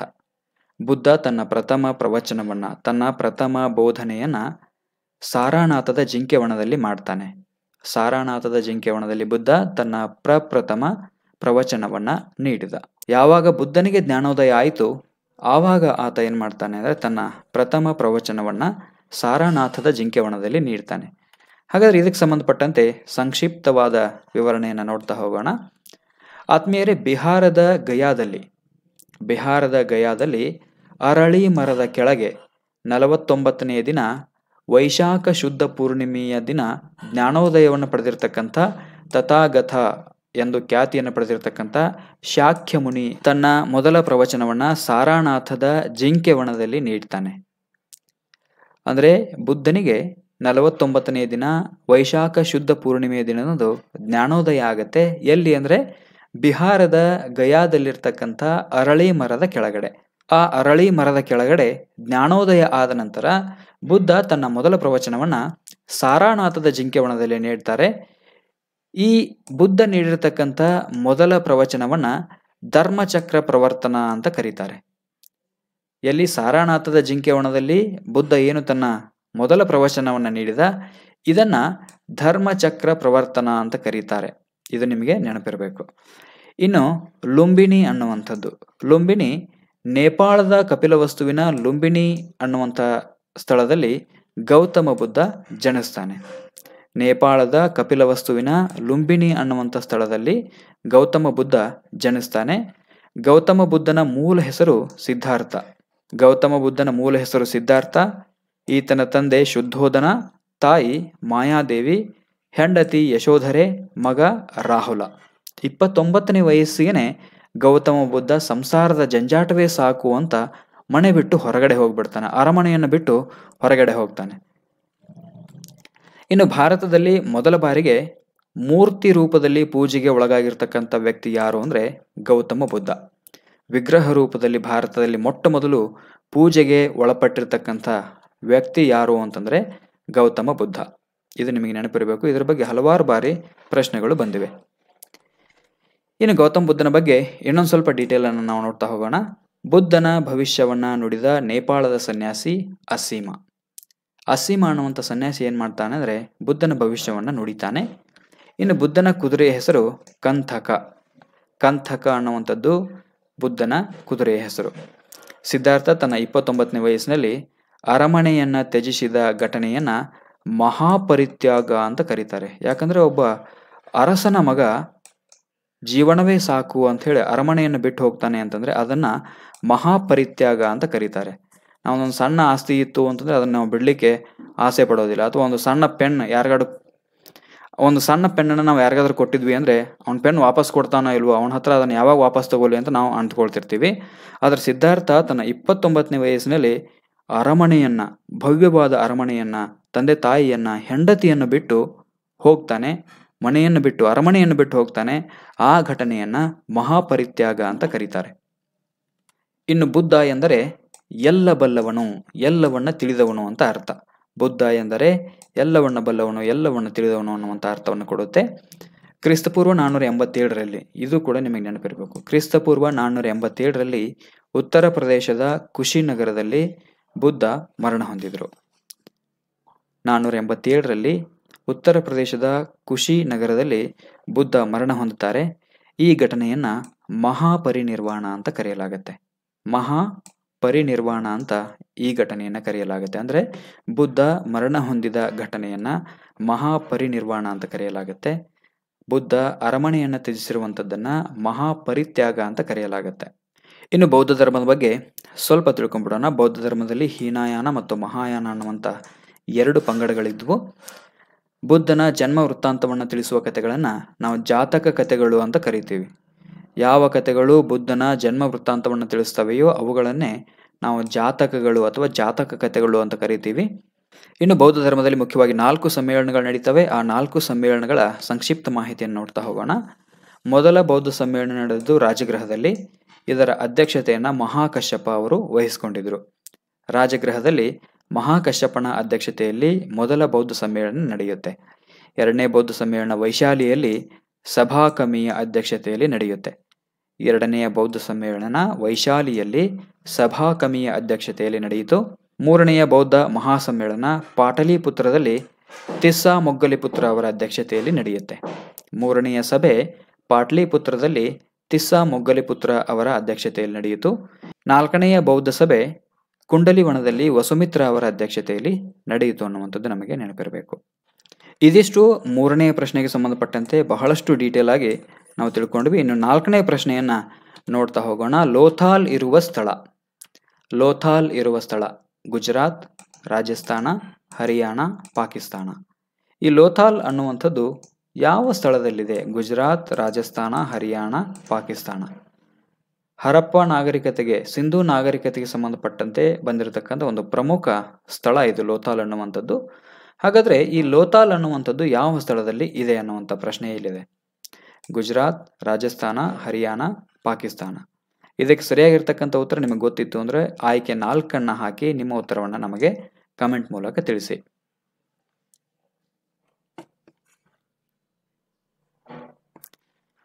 ಬನ್ನಿ ಇದರ ಸರಿಯಾದ ಉತ್ತರವನ್ನು ನೋಡೋಣ. ಸ್ನೇಹಿತರೆ, ಇದಕ್ಕೆ ಸರಿಯಾಗಿರ್ತಕ್ಕಂಥ ಉತ್ತರ ಆಯ್ಕೆ 1 ಗುಜರಾತ್. ಲೋಥಾಲ್ ಅನ್ನುವಂಥ ಹಡಗು ಕಟ್ಟೆ ಗುಜರಾತ್ನಲ್ಲಿ ಇದೆ. ಇದಕ್ಕೆ ಸಂಬಂಧಪಟ್ಟಂತೆ ಸ್ವಲ್ಪ ವಿವರಣೆಯನ್ನು ನಾವು ನೋಡ್ತಾ ಹೋಗೋಣ. ಸಿಂಧೂ ನದಿಯನ್ನು ಭಾರತದ ನಾಗರಿಕತೆಯ ತೊಟ್ಟಿಲು ಅಂತ ಕರೆಯಲಾಗುತ್ತೆ. ಸಿಂಧೂ ನದಿಯನ್ನು ಭಾರತದ ನಾಗರಿಕತೆಯ ತೊಟ್ಟಿಲು ಅಂತ ಕರೆಯಲಾಗುತ್ತೆ. 1959ರಲ್ಲಿ SR ರಾವ್ ಅವರಿಂದ ಈ ಲೋಥಾಲ್ನ ಸಂಶೋಧನೆ ಆಗುತ್ತೆ. ಲೋಥಾಲ್ನ ಸಂಶೋಧನೆಯನ್ನು ಮಾಡಿದವರು ಯಾರು ಅಂದರೆ SR ರಾವ್ ಅವರು 1959ರಲ್ಲಿ. ಇನ್ನು ಲೋಥಾಲ್ ಗುಜರಾತ್ನ ಭೋಗ್ವಾ ನದಿಯ ದಂಡೆಯ ಮೇಲಿದೆ. ಲೋಥಾಲ್ ಎಲ್ಲಿದೆ ಅಂದರೆ ಗುಜರಾತ್ನ ಭೋಗ್ವಾ ನದಿಯ ದಂಡೆಯ ಮೇಲಿದೆ. ಪ್ರಪಂಚದ ಮೊಟ್ಟ ಮೊದಲ ಹಡಗು ಕಟ್ಟೆ ದೊರಕಿದ್ದು ಲೋಥಾಲ್ನಲ್ಲಿ. ಪ್ರಪಂಚದ ಮೊಟ್ಟ ಮೊದಲ ಹಡಗು ಕಟ್ಟೆ ದೊರಕಿದ್ದು ಲೋಥಾಲ್ನಲ್ಲಿ ಅಂತ ಹೇಳಲಾಗತ್ತೆ. ಗುಜರಾತಿ ಭಾಷೆಯಲ್ಲಿ ಲೋಥಾಲ್ ಎಂದರೆ ಸತ್ತವರ ದಿಬ್ಬ. ಯಾಕಂದರೆ ಈ ಲೋಥಾಲ್ನಲ್ಲಿ ಜೋಡಿ ಶವದ ಪೆಟ್ಟಿಗೆ ನಮಗೆ ದೊರಕಿದೆ. ಲೋಥಾಲ್ನಲ್ಲಿ ಸುಮೇರಿಯಾದ ಮುದ್ರೆಗಳು ಕೂಡ ದೊರಕಿವೆ ಅನ್ನುವಂಥದ್ದು. ಸುಮೇರಿಯಾದ ಮುದ್ರೆಗಳು ದೊರಕಿವೆ. ಹೀಗಾಗಿ ಈ ಭಾರತ ಹಲವಾರು ವರ್ಷಗಳ ಹಿಂದೆಯೇ ವಿದೇಶದೊಂದಿಗೆ ಸಮುದ್ರ ಮಾರ್ಗದ ಮೂಲಕ ವ್ಯಾಪಾರ ವಹಿವಾಟನ್ನು ಹೊಂದಿತ್ತು ಅನ್ನುವಂಥದ್ದು ಈ ಸುಮೇರಿಯಾದ ಮುದ್ರೆಗಳು ದೊರಕಿರುವಂಥದ್ದಕ್ಕೆ ಸಾಕ್ಷಿಯನ್ನು ಒದಗಿಸ್ತವೆ. ಇನ್ನು ಈ ಲೋಥಾಲ್ನಲ್ಲಿ ಪಂಚತಂತ್ರ ಕಥೆಯಲ್ಲಿ ಬರ್ತಕ್ಕಂಥ ಜಾಣನರಿ, ಧಮಕ ಅನ್ನುವಂಥ ಜಾಣನರಿಯ ಚಿತ್ರ ಈ ಲೋಥಾಲ್ನಲ್ಲಿ ದೊರೆತಿದೆ. ಇದಿಷ್ಟು ಲೋಥಾಲ್ ಬಗ್ಗೆ ಇರತಕ್ಕಂಥ ಸಂಪೂರ್ಣವಾಗಿರ್ತಕ್ಕಂಥ ಮಾಹಿತಿ. ಅಂದರೆ 1959ರಲ್ಲಿ SR ರಾವ್ ಅವರಿಂದ ಲೋಥಾಲ್ ಸಂಶೋಧನೆ ಆಯಿತು. ಲೋಥಾಲ್ ಅನ್ನುವಂಥದ್ದು ಗುಜರಾತ್ನ ಭೋಗ್ವಾ ನದಿಯ ದಂಡೆಯ ಮೇಲಿದೆ. ಪ್ರಪಂಚದ ಮೊಟ್ಟ ಮೊದಲ ಹಡಗು ಕಟ್ಟೆ ದೊರಕಿದ್ದು ಗುಜರಾತ್ನ ಲೋಥಾಲ್ನಲ್ಲಿ. ಇನ್ನು ಗುಜರಾತಿ ಭಾಷೆ ಒಳಗಡೆ ಲೋಥಾಲ್ ಅಂತಂದರೆ ಸತ್ತವರ ದಿಬ್ಬ ಅನ್ನುವಂಥದ್ದು. ಜೊತೆಗೆ ಇಲ್ಲಿ ಜೋಡಿ ಶವ, ಹೆಣ್ಣು ಮತ್ತು ಗಂಡಿನ ಜೋಡಿ ಶವದ ಪೆಟ್ಟಿಗೆ ಲೋಥಾಲ್ನಲ್ಲಿ ದೊರಕಿರುವಂಥದ್ದು. ಜೊತೆಗೆ ಸುಮೇರಿಯಾದ ಮುದ್ರೆಗಳು ಕೂಡ ಲೋಥಾಲ್ನಲ್ಲಿ ದೊರಕಿವೆ. ಅಲ್ಲದೆ ಲೋಥಾಲ್ನಲ್ಲಿ ಪಂಚತಂತ್ರ ಕಥೆಯಲ್ಲಿ ಬರ್ತಕ್ಕಂಥ ಜಾಣನರಿಯಾದ ಧಮಕ, ಈ ನರಿಯ ಚಿತ್ರ ಕೂಡ ಇಲ್ಲಿ ದೊರಕಿದೆ. ಇದಿಷ್ಟು ಪ್ರಶ್ನೆ ನಂಬರ್ 4ಕ್ಕೆ ಸಂಬಂಧಪಟ್ಟಂಥ ವಿವರಣೆ. ಇನ್ನು 5ನೇ ಪ್ರಶ್ನೆಯನ್ನು ನೋಡೋಣ. ಸಾಮಾನ್ಯ ವಯಸ್ಕ ವ್ಯಕ್ತಿಯ ಹೃದಯದ ಪ್ರತಿ ನಿಮಿಷದ ಬಡಿತದ ಗತಿ. ಸಾಮಾನ್ಯ ವಯಸ್ಕ ವ್ಯಕ್ತಿಯ ಹೃದಯದ ಪ್ರತಿ ನಿಮಿಷದ ಬಡಿತದ ಗತಿ ಎಷ್ಟಿದೆ ಅಂತ ಕೇಳಿದ್ದಾರೆ. ಆಯ್ಕೆ 1 84, 2 96, 3 60, 4 72. ಅಂದರೆ ಸಾಮಾನ್ಯ ವಯಸ್ಕ ವ್ಯಕ್ತಿಯ ಹೃದಯದ ಬಡಿತ ನಿಮಿಷಕ್ಕೆ ಎಷ್ಟು ಬಾರಿ ಇರುತ್ತೆ ಅಂತ ಕೇಳಿದ್ದಾರೆ. 5ನೇ ಪ್ರಶ್ನೆಗೆ ನಿಮಗೆ ಸರಿಯಾದ ಉತ್ತರ ಗೊತ್ತಿತ್ತು ಅಂದರೆ ಕಾಮೆಂಟ್ ಮೂಲಕ ಉತ್ತರ ತಿಳಿಸಿ.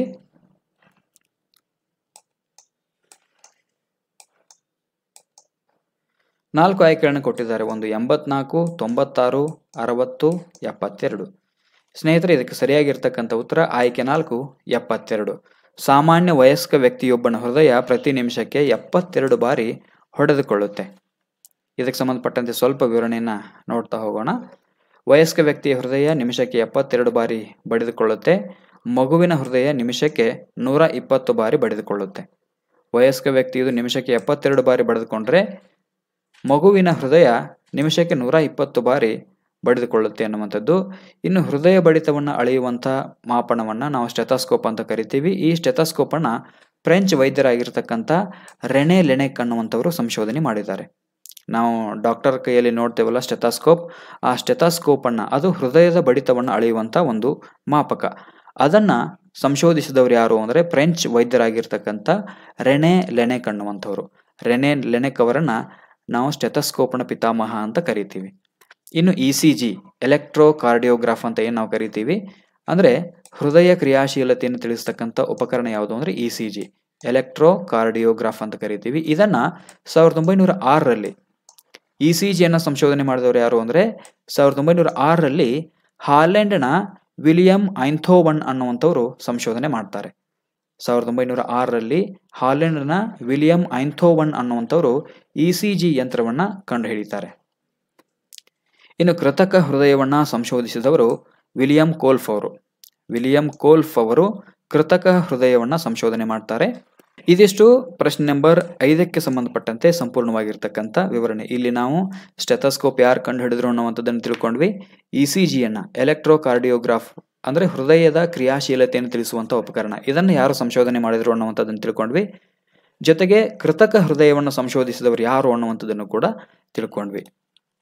ಇನ್ನು 6ನೇ ಪ್ರಶ್ನೆಯನ್ನು ನೋಡ್ತಾ ಹೋಗೋಣ. ವಲ್ಲಭಭಾಯಿ ಪಟೇಲ್ ಅವರಿಗೆ ಸರ್ದಾರ ಎಂಬ ಬಿರುದು ನೀಡಿದ ವ್ಯಕ್ತಿ.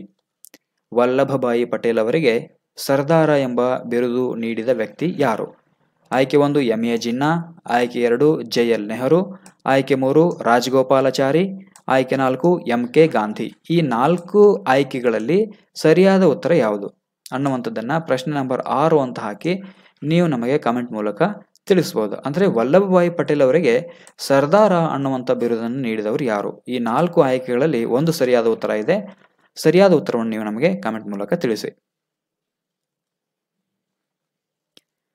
ಬನ್ನಿ ಇದರ ಸರಿಯಾದ ಉತ್ತರವನ್ನು ನೋಡೋಣ. ಸ್ನೇಹಿತರೆ, ಇದಕ್ಕೆ ಸರಿಯಾದ ಉತ್ತರ ಆಯ್ಕೆ 4 MK ಗಾಂಧಿ.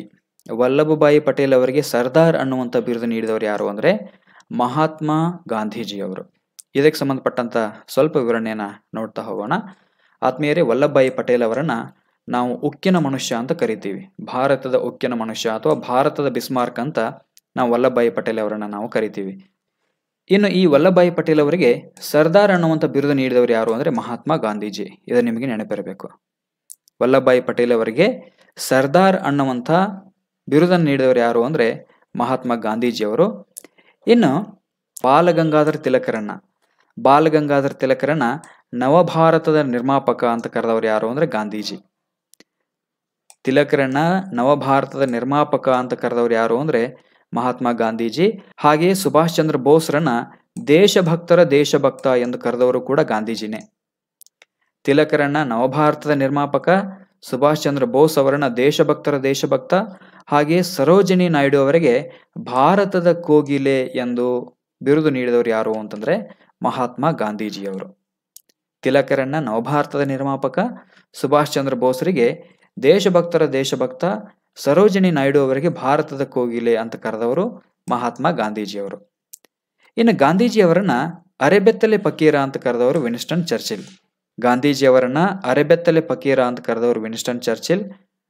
ಗಾಂಧೀಜಿಯವರನ್ನ ಮಹಾತ್ಮ ಅಂತ ಕರೆದವರು ರವೀಂದ್ರನಾಥ್ ಟ್ಯಾಗೋರ್. ಭಾರತೀಯರು ಬಹಳಷ್ಟು ಬಳಸುವಂಥ ಪದ ಮಹಾತ್ಮ. ಗಾಂಧೀಜಿಯವರನ್ನ ಮಹಾತ್ಮ ಅಂತಾನೆ ಕರೀತಾರೆ. ಹಾಗಾದ್ರೆ ಈ ಗಾಂಧೀಜಿಯವರಿಗೆ ಮಹಾತ್ಮ ಅಂತ ಕರೆದವರು ಯಾರು ಅಂದ್ರೆ ರವೀಂದ್ರನಾಥ್ ಟ್ಯಾಗೋರ್. ಇನ್ನು ರಾಷ್ಟ್ರಪಿತ ಅಂತ ಕರೆದವರು ಯಾರು ಅಂದ್ರೆ ಸರ್ದಾರ್ ವಲ್ಲಭಾಯಿ ಪಟೇಲ್ ಅವರು ರಾಷ್ಟ್ರಪಿತ ಅಂತ ಗಾಂಧೀಜಿಯವರನ್ನ ಕರೀತಾರೆ. ಇದಿಷ್ಟು ಪ್ರಶ್ನೆ ನಂಬರ್ 6ಕ್ಕೆ ಸಮಗ್ರವಾಗಿರ್ತಕ್ಕಂಥ ವಿವರಣೆ. ಇನ್ನು ಪ್ರಶ್ನೆ ನಂಬರ್ 7ನ್ನ ನೋಡ್ತಾ ಹೋಗೋಣ. ಕ್ರೀಡಾಪಟುವಿಗೆ ದಿಢೀರ್ ಚೈತನ್ಯ ತುಂಬಲು ಏನು ನೀಡಬಹುದು? ಆಯ್ಕೆ 1 ಕಿತ್ತಳೆ, ಆಯ್ಕೆ 2 ನೀಲಿ, ಆಯ್ಕೆ 3 ಹಸಿರು, ಆಯ್ಕೆ 4 ಹಳದಿ. ಸ್ನೇಹಿತರೆ, ಇದಕ್ಕೆ ಸರಿಯಾದ ಉತ್ತರ ಯಾವುದು ನಿಮಗೆ ಗೊತ್ತಿತ್ತು ಅಂದರೆ ಪ್ರಶ್ನೆ ನಂಬರ್ 7ನ್ನ ಹಾಕಿ ನೀವು ಸರಿಯಾದ ಉತ್ತರವನ್ನು ಕಾಮೆಂಟ್ ಮಾಡ್ಬೋದು. ಅಂದರೆ ಕ್ರೀಡಾಪಟು ಒಬ್ಬನಿಗೆ ದಿಢೀರ್ನೆ ಚೈತನ್ಯ ತುಂಬಲಿಕ್ಕೆ ಏನನ್ನ ನೀಡಬಹುದು ಅಂತ ಪ್ರಶ್ನೆ ಇದೆ. ಈ 4 ಆಯ್ಕೆಗಳಲ್ಲಿ ಸರಿಯಾದ ಉತ್ತರ ಯಾವುದು ಅನ್ನುವಂಥದ್ದನ್ನು ನೀವು ನಮಗೆ ಕಮೆಂಟ್ ಮೂಲಕ ತಿಳಿಸಿ. ಸ್ನೇಹಿತರೆ, ಇದಕ್ಕೆ ಸರಿಯಾಗಿರ್ತಕ್ಕಂಥ ಉತ್ತರ ಆಯ್ಕೆ 1 ಕಿತ್ತಳೆ. ಕಿತ್ತಳೆಯನ್ನು ಯಾಕೆ ನೀಡ್ತಾರೆ ಕ್ರೀಡಾಪಟುವಿಗೆ ಅನ್ನುವಂಥದ್ದನ್ನು ನಾವು ವಿವರಣೆಯ ಮೂಲಕ ನೋಡ್ತಾ ಹೋಗೋಣ. ಸ್ನೇಹಿತರೆ, ಕಿತ್ತಳೆ ಹಣ್ಣಿನಲ್ಲಿ ಕಾರ್ಬೋಹೈಡ್ರೇಟ್ ಹೆಚ್ಚಿನ ಪ್ರಮಾಣದಲ್ಲಿ ಇರೋದ್ರಿಂದ ಇದು ಕ್ರೀಡಾಳುಗಳಿಗೆ ದಿಢೀರ್ ಚೈತನ್ಯ ತುಂಬುತ್ತೆ. ಆದ್ಮೇಲೆ ಕಿತ್ತಳೆ ಹಣ್ಣಿನಲ್ಲಿ ಕಾರ್ಬೋಹೈಡ್ರೇಟ್ ಹೆಚ್ಚಿನ ಪ್ರಮಾಣದಲ್ಲಿ ಇರೋದ್ರಿಂದ ಇದು ಕ್ರೀಡಾಳುಗಳಿಗೆ ದಿಢೀರ್ನೆ ಚೈತನ್ಯವನ್ನು ತುಂಬುತ್ತೆ. ಕಿತ್ತಳೆ ಹಣ್ಣಿನಲ್ಲಿ ಸಿಟ್ರಿಕ್ ಆಮ್ಲ ಇರುತ್ತೆ. ಹಣ್ಣುಗಳ ಕುರಿತ ಅಧ್ಯಯನವನ್ನು ಪೋಮೋಲಜಿ ಅಂತ ಕರೀತಾರೆ. ಹಣ್ಣುಗಳಲ್ಲಿ ಇರ್ತಕ್ಕಂಥ ಅಂಶ ಫ್ರುಕ್ಟೋಸ್. ಹಣ್ಣಿನಲ್ಲಿ ಫ್ರುಕ್ಟೋಸ್ ಅನ್ನುವಂಥ ಅಂಶ ಇರುತ್ತೆ. ಇನ್ನು ಹುಳಿ ಹಣ್ಣುಗಳಲ್ಲಿ ಸಿಟ್ರಿಕ್ ಅಂಶ ಇರುತ್ತೆ. ಕಿತ್ತಳೆ ಹಣ್ಣಿನಲ್ಲಿಯೂ ಕೂಡ ಏನಿರುತ್ತೆ ಅಂದರೆ ಸಿಟ್ರಿಕ್ ಅಂಶ ಇರುತ್ತೆ. ಕಿತ್ತಳೆ ಹಣ್ಣು ಒಂದು ಹುಳಿ ಹಣ್ಣಾಗಿರೋದ್ರಿಂದ ಅದರಲ್ಲಿ ಸಿಟ್ರಿಕ್ ಅಂಶ ಇರುತ್ತೆ. ಇನ್ನು ಕೃತಕವಾಗಿ ಹಣ್ಣುಗಳನ್ನು ಮಾಗಿಸಲಿಕ್ಕೆ, ಪಕ್ವಗೊಳಿಸಲಿಕ್ಕೆ ಇಥಲಿನ್ ಡೈಬ್ರೊಮೈಡ್ ಅನ್ನು ಬಳಕೆ ಮಾಡ್ತಾರೆ. ಸೊ ಇದಿಷ್ಟು ಪ್ರಶ್ನೆ ನಂಬರ್ 7ಕ್ಕೆ, ಅಂದರೆ ಕ್ರೀಡಾಪಟುವಿಗೆ ದಿಢೀರ್ ಚೈತನ್ಯ ತುಂಬಲು ಏನು ನೀಡಬಹುದು ಅನ್ನುವಂಥ ಪ್ರಶ್ನೆಗೆ ಕಿತ್ತಳೆಯನ್ನು ನೀಡಬಹುದು. ಯಾಕಂದರೆ ಕಿತ್ತಳೆ ಹಣ್ಣಿನಲ್ಲಿ ಕಾರ್ಬೋಹೈಡ್ರೇಟ್ ಹೆಚ್ಚಿಗೆ ಇರೋದ್ರಿಂದ ಇದು ಕ್ರೀಡಾಳುಗಳಿಗೆ ದಿಢೀರ್ನೆ ಚೈತನ್ಯ ತುಂಬುತ್ತೆ ಅನ್ನುವಂಥದ್ದು. ಸೊ ಇನ್ನು 8ನೇ ಪ್ರಶ್ನೆಯನ್ನು ನೋಡ್ತಾ ಹೋಗೋಣ. ವಾಯುಮಾನದ ಒತ್ತಡವನ್ನು ಅಳೆಯುವ ಉಪಕರಣ ಯಾವುದು? ಆಯ್ಕೆ 1 ಅಲ್ಟಿಮೀಟರ್, ಆಯ್ಕೆ 2 ಹೈಗ್ರೋಮೀಟರ್, ಆಯ್ಕೆ 3 ಹೈಡ್ರೋಮೀಟರ್, ಆಯ್ಕೆ 4 ಬಾರೋಮೀಟರ್. ವಾಯುಮಾನದ ಒತ್ತಡವನ್ನು ಅಳೆಯುವ ಉಪಕರಣ ಯಾವುದು ಅನ್ನುವಂಥ ಪ್ರಶ್ನೆ ಇದೆ. ಇದಕ್ಕೆ ಸರಿಯಾದ ಉತ್ತರ ನಿಮಗೆ ಗೊತ್ತಿತ್ತು ಅಂದರೆ ಕಾಮೆಂಟ್ ಮೂಲಕ ಉತ್ತರವನ್ನು ತಿಳಿಸಬಹುದು. ಬನ್ನಿ ಹಾಗಾದರೆ ಈ ಪ್ರಶ್ನೆಗೆ ಸರಿಯಾದ ಉತ್ತರ ಯಾವುದು ಅನ್ನುವಂಥದ್ದನ್ನು ನೋಡೋಣ. ಆದ್ಮೇಲೆ ಇದಕ್ಕೆ ಸರಿಯಾಗಿರ್ತಕ್ಕಂಥ ಉತ್ತರ ಬಾರೋಮೀಟರ್. ವಾಯುಮಾನದ ಒತ್ತಡವನ್ನು ಅಳೆಯುವ ಉಪಕರಣ ಬಾರೋಮೀಟರ್. ಇದಕ್ಕೆ ಸಂಬಂಧಪಟ್ಟಂತೆ ಸ್ವಲ್ಪ ವಿವರಣೆಯನ್ನು ನಾವು ನೋಡ್ತಾ ಹೋಗೋಣ. ಸ್ನೇಹಿತರೆ, ಇಲ್ಲಿ ಅಲ್ಟಿಮೀಟರ್ ಅಂತ ಒಂದಿದೆ ನೋಡಿ. ಈ ಅಲ್ಟಿಮೀಟರ್ ಏನು ಮಾಡುತ್ತೆ ಅಂದರೆ ವಿಮಾನಗಳಲ್ಲಿ ಎತ್ತರವನ್ನು ಕಂಡುಹಿಡಿಯಲಿಕ್ಕೆ ಬಳಸ್ತಾರೆ. ಅಲ್ಟಿಮೀಟರನ್ನು ವಿಮಾನಗಳಲ್ಲಿ ಎತ್ತರವನ್ನು ಕಂಡುಹಿಡಿಯಲಿಕ್ಕೆ ಬಳಸ್ತಾರೆ. ಹೈಗ್ರೋಮೀಟರನ್ನು ಸಾಪೇಕ್ಷ ತೇವಾಂಶ ಅಳೆಯಲಿಕ್ಕೆ ಬಳಸ್ತಾರೆ. ತೇವಾಂಶವನ್ನು ಅಳೆಯಲಿಕ್ಕೆ ಬಳಕೆ ಮಾಡ್ತಾರೆ. ಇನ್ನು ಹೈಡ್ರೋಮೀಟರನ್ನು ದ್ರವದ ಸಾಪೇಕ್ಷ ಸಾಂದ್ರತೆಯನ್ನು ಅಳತೆ ಮಾಡಲಿಕ್ಕೆ ಬಳಸ್ತಾರೆ. ಇನ್ನು ಬಾರೋಮೀಟರನ್ನು ವಾಯುಮಾನದ ಒತ್ತಡವನ್ನು ಅಳೆಯಲಿಕ್ಕೆ ಬಳಕೆ ಮಾಡಲಾಗುತ್ತೆ. ಅದೇ ರೀತಿ ಪ್ಯಾದೋಮೀಟರನ್ನು ಸಮುದ್ರದ ಆಳವನ್ನು ಅಳೆಯಲಿಕ್ಕೆ ಬಳಕೆ ಮಾಡ್ತಾರೆ. ಅನಿಮೋಮೀಟರನ್ನು ಗಾಳಿಯ ವೇಗವನ್ನು ಅಳೆಯಲಿಕ್ಕೆ ಬಳಕೆ ಮಾಡ್ತಾರೆ. ಪೈರೋಮೀಟರ್ ಅತಿ ಹೆಚ್ಚಿನ ಉಷ್ಣಾಂಶವನ್ನು ಅಳೆಯಲಿಕ್ಕೆ ಪೈರೋಮೀಟರ್ ಅನ್ನು ಬಳಕೆ ಮಾಡ್ತಾರೆ. ಅಲ್ಟಿಮೀಟರ್ ವಿಮಾನಗಳಲ್ಲಿ ಎತ್ತರವನ್ನು ಅಳೆಯಲಿಕ್ಕೆ ಬಳಕೆ ಮಾಡಿದ್ರೆ ಹೈಗ್ರೋಮೀಟರ್ ಅನ್ನ ಸಾಪೇಕ್ಷ ತೇವಾಂಶ ಅಳೆಯಲಿಕ್ಕೆ ಬಳಕೆ ಮಾಡ್ತಾರೆ. ಹೈಡ್ರೋಮೀಟರ್ ಅನ್ನ ದ್ರವದ ಸಾಪೇಕ್ಷ ಸಾಂದ್ರತೆಯನ್ನು ಅಳೆಯಲಿಕ್ಕೆ ಬಳಸ್ತಾರೆ. ಇನ್ನು ಬಾರೋಮೀಟರ್ ವಾಯುಮಾನದ ಒತ್ತಡವನ್ನು ಅಳೆಯಲಿಕ್ಕೆ ಬಳಕೆ ಮಾಡ್ತಾರೆ. ಇದಿಷ್ಟು 8ನೇ ಪ್ರಶ್ನೆಗೆ ಸಂಬಂಧಪಟ್ಟಿರ್ತಕ್ಕಂಥ ವಿವರಣೆ. ಇನ್ನು ಪ್ರಶ್ನೆ ನಂಬರ್ 9 ನೋಡ್ತಾ ಹೋಗೋಣ. ಯಾವ ದೇಶವು G20 ಸಮೂಹದ ಸದಸ್ಯವಾಗಿಲ್ಲ? ಈ ಕೆಳಗಿನ ಯಾವ ದೇಶ G20 ಸಮೂಹದ ಸದಸ್ಯವಾಗಿಲ್ಲ ಅಂತ ಪ್ರಶ್ನೆ ಇದೆ. 4 ಆಯ್ಕೆಗಳನ್ನು ಕೂಡ ಕೊಟ್ಟಿದ್ದಾರೆ. 1 Bharat, 2 Indonesia, 3 Thailand, 4 Saudi Arabia. ಈ 4 ಆಯ್ಕೆಗಳಲ್ಲಿ ಯಾವ ಒಂದು ದೇಶ G20 ಸಮೂಹದ ಸದಸ್ಯ ಆಗಿಲ್ಲ ಅಂತ ಪ್ರಶ್ನೆ ಇದೆ. ಇದಕ್ಕೆ ಸರಿಯಾಗಿರ್ತಕ್ಕಂಥ ಉತ್ತರ ನಿಮಗೆ ಗೊತ್ತಿತ್ತು ಅಂದರೆ ಪ್ರಶ್ನೆ ನಂಬರ್ 9 ಹಾಕಿ ನಮಗೆ ಉತ್ತರವನ್ನು ಕಾಮೆಂಟ್ ಮೂಲಕ ತಿಳಿಸಿ. ಬನ್ನಿ ಹಾಗಾದರೆ ಇದಕ್ಕೆ ಸರಿಯಾಗಿರ್ತಕ್ಕಂಥ ಉತ್ತರ ಯಾವುದು ಅನ್ನುವಂಥದ್ದನ್ನು ನೋಡೋಣ. ಆದ್ಮೇಲೆ ಇದಕ್ಕೆ ಸರಿಯಾಗಿರ್ತಕ್ಕಂಥ ಉತ್ತರ ಆಯ್ಕೆ 3 ಥೈಲ್ಯಾಂಡ್. ಈ ಥೈಲ್ಯಾಂಡ್ ಅನ್ನುವಂಥದ್ದು G20 ಸಮೂಹದ ಸದಸ್ಯ ಅಲ್ಲ. ಈ ಥೈಲ್ಯಾಂಡ್ ಅನ್ನುವಂಥದ್ದು G20 ಸಮೂಹದ ಸದಸ್ಯ ಅಲ್ಲ. ಇದಕ್ಕೆ ಸಂಬಂಧಪಟ್ಟಂತೆ ಸ್ವಲ್ಪ ವಿವರಣೆ ನೋಡೋಣ. ಹಾಗಾದರೆ G20 ಅಂದರೆ ಏನು ಅನ್ನುವಂಥದ್ದು, ಜೊತೆಗೆ ಈ G20 ಸಮೂಹದಲ್ಲಿರ್ತಕ್ಕಂಥ 20 ರಾಷ್ಟ್ರಗಳು ಯಾವುವು ಅನ್ನುವಂಥದ್ದನ್ನು ನೋಡ್ತಾ ಹೋಗೋಣ. ಸ್ನೇಹಿತರೆ, G20 ರಾಷ್ಟ್ರಗಳ ಒಕ್ಕೂಟ ಅಂದರೆ ಈ ಒಂದು ಒಕ್ಕೂಟ ಏನಿದೆ, ರಾಷ್ಟ್ರಗಳ ಒಕ್ಕೂಟ, ಇದು ಜಾಗತಿಕ ಆರ್ಥಿಕತೆಯಲ್ಲಿ ಕೈಗಾರಿಕಾ ಅಭಿವೃದ್ಧಿ ಹೊಂದಿದ ಮತ್ತು ವಿಕಾಸಶೀಲ ರಾಷ್ಟ್ರಗಳ ಒಂದು ಸಂಘಟನೆ. ಜಾಗತಿಕ ಆರ್ಥಿಕತೆಯಲ್ಲಿ ಕೈಗಾರಿಕಾ ಅಭಿವೃದ್ಧಿ ಹೊಂದಿರತಕ್ಕಂಥ ಮತ್ತು ವಿಕಾಸಶೀಲ ರಾಷ್ಟ್ರಗಳ ಒಂದು ಸಂಘಟನೆ ಇದು G20 ಅನ್ನುವಂಥದ್ದು. ಇನ್ನು ಈ G20 ಸಂಘಟನೆ ಯಾವಾಗ ರಚನೆ ಆಯಿತು ಅಂದರೆ 1999 ಸೆಪ್ಟೆಂಬರ್ 26 ಇದು ರಚನೆ ಆಯಿತು. ಇದು 1999 ರಚನೆ ಆದರೂ ಕೂಡ 2008 ಪ್ರತಿ ವರ್ಷ G20 ರಾಷ್ಟ್ರಗಳ ಸಭೆಯನ್ನು ನಡೆಸ್ಕೊಂಡು ಬರಲಾಗ್ತಾ ಇದೆ. 2008 G20 ರಾಷ್ಟ್ರಗಳ ಸಭೆಯನ್ನು ಪ್ರತಿ ವರ್ಷ ನಡೆಸಲಾಗುತ್ತೆ. ಇನ್ನು ಈ 2008 ನಡೆದಿರ್ತಕ್ಕಂಥ ಮೊದಲ ಸಭೆ ಎಲ್ಲಿ ನಡೆಯಿತು ಅಂದರೆ ವಾಷಿಂಗ್ಟನ್ DC ನಡೆಯಿತು. G20 ರಾಷ್ಟ್ರಗಳ ಮೊದಲ ಸಭೆ 2008 ವಾಷಿಂಗ್ಟನ್ DC ನಡೆಯುತ್ತೆ. ಇನ್ನು ಇದರ ಸದಸ್ಯ ರಾಷ್ಟ್ರಗಳು ಯಾವುವು ಅಂತಂದರೆ Argentina, Australia, Brazil, Canada, China, France, Germany, Bharat, Indonesia, Italy, Japan, Mexico, Russia, Saudi Arabia, ದಕ್ಷಿಣ ಆಫ್ರಿಕಾ, ದಕ್ಷಿಣ Korea, Turkey, UK, United Kingdom, America ಮತ್ತು ಯುರೋಪ್ ಯೂನಿಯನ್. ಈ 20 ರಾಷ್ಟ್ರಗಳು ಏನು ಅಂತಂದರೆ G20 ಸಮೂಹದ ರಾಷ್ಟ್ರಗಳು. ಇದರಲ್ಲಿ ಥೈಲ್ಯಾಂಡ್ ಇಲ್ಲ. ಹೌದಾ? ಈ 20 ರಾಷ್ಟ್ರಗಳ ಹೆಸರನ್ನು ನಾನು ಏನು ಹೇಳಿದೆ, ಇದರಲ್ಲಿ ಥೈಲ್ಯಾಂಡ್ ಅನ್ನುವಂಥದ್ದು ಇಲ್ಲ. ಭಾರತ ಇದೆ, ಇಂಡೋನೇಷಿಯಾ ಇದೆ, ಸೌದಿ ಅರೇಬಿಯಾ ಇದೆ, ಥೈಲ್ಯಾಂಡ್ ಅನ್ನುವಂಥದ್ದು ಇಲ್ಲ. ಹೀಗಾಗಿ ಯಾವ ದೇಶವು G20 ಸಮೂಹದ ಸದಸ್ಯ ಆಗಿಲ್ಲ ಅಂತಂದಾಗ ಇಲ್ಲಿ ಸರಿಯಾದ ಉತ್ತರ ಥೈಲ್ಯಾಂಡ್ ಅನ್ನುವಂಥದ್ದು. ಇನ್ನು ಆತ್ಮೀಯರೇ, 2008 ಪ್ರತಿ ವರ್ಷ G20 ರಾಷ್ಟ್ರಗಳ ಸಭೆ ನಡೆಯುತ್ತೆ ಅಂತ ನಾನು ಹೇಳಿದೆ. ಹಾಗಾದರೆ 2022 G20 ರಾಷ್ಟ್ರಗಳ ಸಭೆ ಯಾವಾಗ ನಡೆಯುತ್ತೆ ಅಂದರೆ ಮುಂಬರುವಂತಹ ನವೆಂಬರ್ 15 ಮತ್ತು 16 ಅಂದರೆ 2022 ನವೆಂಬರ್ 15, 16 ಇಂಡೋನೇಷಿಯಾದ ಬಾಲಿ ಒಳಗಡೆ G20 ರಾಷ್ಟ್ರಗಳ ಸಭೆ ನಡೆಯುತ್ತೆ. ಇನ್ನು 2023 G20 ರಾಷ್ಟ್ರಗಳ ಸಭೆ ಭಾರತದ ನವದೆಹಲಿಯಲ್ಲಿ ನಡೆಯಲಿದೆ. 2022 ಸಭೆ ಮುಂಬರುವಂಥ ಅಂದರೆ ನವೆಂಬರ್ ತಿಂಗಳ 15 ಮತ್ತು 16 ಇಂಡೋನೇಷಿಯಾದ ಬಾಲಿಯಲ್ಲಿ ನಡೆಯಲಿದೆ ಅನ್ನುವಂಥದ್ದು ನಿಮಗೆ ನೆನಪಿರಬೇಕು. ಪ್ರತಿ ವರ್ಷ ಏನು ಮಾಡುತ್ತೆ ಅಂದರೆ 2008 G20 ರಾಷ್ಟ್ರಗಳ ಸಭೆ ನಡೆಯುತ್ತಾನೆ ಬಂದಿದೆ. 2008 ಮೊದಲ ಸಭೆ ನಡೆದದ್ದು ವಾಷಿಂಗ್ಟನ್ DC. 2022 ನಡೆಯೋದು ನವೆಂಬರ್ 15, 16 ಇಂಡೋನೇಷಿಯಾದ ಬಾಲಿ ಒಳಗಡೆ ನಡೆಯುತ್ತೆ. 2023 ಎಲ್ಲಿ ನಿಗದಿಯಾಗಿದೆ ಅಂದರೆ ಭಾರತದ ನವದೆಹಲಿಯಲ್ಲಿ ನಿಗದಿಯಾಗಿದೆ. ಇದಿಷ್ಟು G20 ಸಮೂಹದ ರಾಷ್ಟ್ರಗಳ ಬಗ್ಗೆ ನಾವು ತಿಳ್ಕೊಂಡ್ವಿ. ಥೈಲ್ಯಾಂಡ್ ಅನ್ನುವಂಥದ್ದು G20 ರಾಷ್ಟ್ರಗಳ ಸಮೂಹದ ಸದಸ್ಯ ಅಲ್ಲ. ಇನ್ನು ಸಾಮಾನ್ಯ ಜ್ಞಾನ ಪ್ರಶ್ನೋತ್ತರಗಳ ಸಮಗ್ರ ವಿಶ್ಲೇಷಣೆಯ ಇವತ್ತಿನ ತರಗತಿಯ ಕೊನೆಯ ಪ್ರಶ್ನೆ 10ನೇ ಪ್ರಶ್ನೆಯನ್ನು ನೋಡ್ತಾ ಹೋಗೋಣ. ಭಾರತದಲ್ಲಿ ಮೊದಲ ಬಾರಿಗೆ ಪೂಜಿಸಲ್ಪಟ್ಟ ಮಾನವರೂಪಿ ವಿಗ್ರಹಗಳು. ಭಾರತದಲ್ಲಿ ಮೊದಲ ಬಾರಿಗೆ ಪೂಜಿಸಲ್ಪಟ್ಟ ಮಾನವರೂಪಿ ವಿಗ್ರಹಗಳು. ಆಯ್ಕೆ 1 ಬುದ್ಧ, 2 ಶಿವ, 3 ಬ್ರಹ್ಮ, 4 ವಿಷ್ಣು. ಈ 4 ಆಯ್ಕೆಗಳಲ್ಲಿ ಭಾರತದಲ್ಲಿ ಮೊದಲ ಬಾರಿಗೆ ಪೂಜಿಸಲ್ಪಟ್ಟ ಮಾನವರೂಪಿ ವಿಗ್ರಹ ಯಾವುದು ಅನ್ನುವಂಥ ಪ್ರಶ್ನೆ ಇದೆ. ಇದಕ್ಕೆ ಸರಿಯಾಗಿರ್ತಕ್ಕಂಥ ಉತ್ತರ ನಿಮಗೆ ಗೊತ್ತಿತ್ತು ಅಂದರೆ ಪ್ರಶ್ನೆ ನಂಬರ್ 10 ಹಾಕಿ ನಿಮ್ಮ ಉತ್ತರವನ್ನು ಕಾಮೆಂಟ್ ಮಾಡಿ. ಬನ್ನಿ ಹಾಗಾದರೆ ಇದಕ್ಕೆ ಸರಿಯಾಗಿರ್ತಕ್ಕಂಥ ಉತ್ತರ ಯಾವುದು ಅನ್ನುವಂಥದ್ದನ್ನು ನೋಡ್ತಾ ಹೋಗೋಣ. ಆದ್ಮೇಲೆ ಇದಕ್ಕೆ ಸರಿಯಾಗಿರ್ತಕ್ಕಂಥ ಉತ್ತರ ಆಯ್ಕೆ 1 ಬುದ್ಧ. ಆದ್ಮೇಲೆ ಈ ಹಿಂದಿನ ಒಂದು ಪ್ರಶ್ನೆಯಲ್ಲಿ ನಾನು ಬುದ್ಧನ ಬಗ್ಗೆ ಹೇಳುವಂಥ ಸಂದರ್ಭದಲ್ಲಿ ಇದನ್ನ ಹೇಳಿದ್ದೆ. ಭಾರತದಲ್ಲಿ ಮೊದಲ ಬಾರಿಗೆ ಪೂಜಿಸಲ್ಪಟ್ಟ ಮಾನವ ರೂಪಿ ವಿಗ್ರಹ ಯಾವುದು ಅಂದರೆ ಬುದ್ಧ. ಬುದ್ಧನನ್ನ ಭಾರತದಲ್ಲಿ ಮೊಟ್ಟ ಮೊದಲ ಬಾರಿಗೆ ವಿಗ್ರಹ ರೂಪದಲ್ಲಿ ಪೂಜಿಸಲಾಯಿತು. ಇದಕ್ಕೆ ಸಂಬಂಧಪಟ್ಟಂತೆ ವಿವರಣೆಯನ್ನು ಆಲ್ರೆಡಿ ನಾನು ಹೇಳಿದ್ದೀನಿ, ಆದರೂ ಕೂಡ ಇನ್ನೊಂದು ಸಾರಿ ನಿಮಗೆ ಸಂಕ್ಷಿಪ್ತವಾಗಿ ಹೇಳ್ತೀನಿ. ಬುದ್ಧನು ಭಾರತದಲ್ಲಿ ಮೊದಲ ಬಾರಿಗೆ ವಿಗ್ರಹ ರೂಪದಲ್ಲಿ ಪೂಜೆಗೆ ಒಳಗಾಗಿರ್ತಕ್ಕಂಥ ವ್ಯಕ್ತಿ. ಬಿಹಾರದ ಗಯಾದಲ್ಲಿ ಅರಳಿ ಮರದ ಕೆಳಗೆ 49ನೆಯ ದಿನ ವೈಶಾಖ ಶುದ್ಧ ಪೂರ್ಣಿಮೆಯಂದು ಗೌತಮ ಬುದ್ಧನಿಗೆ ಜ್ಞಾನೋದಯ ಆಗತ್ತೆ. ಗೌತಮ ಬುದ್ಧನ ತಥಾಗತ ಶಾಕ್ಯ ಮುನಿ ಅಂತ ಕೂಡ ಕರೆಯಲಾಗತ್ತೆ. ಬುದ್ಧ ತನ್ನ ಮೊದಲ ಪ್ರವಚನವನ್ನ ಸಾರಾನಾಥದ ಜಿಂಕೆವನದಲ್ಲಿ ನೀಡ್ತಾನೆ.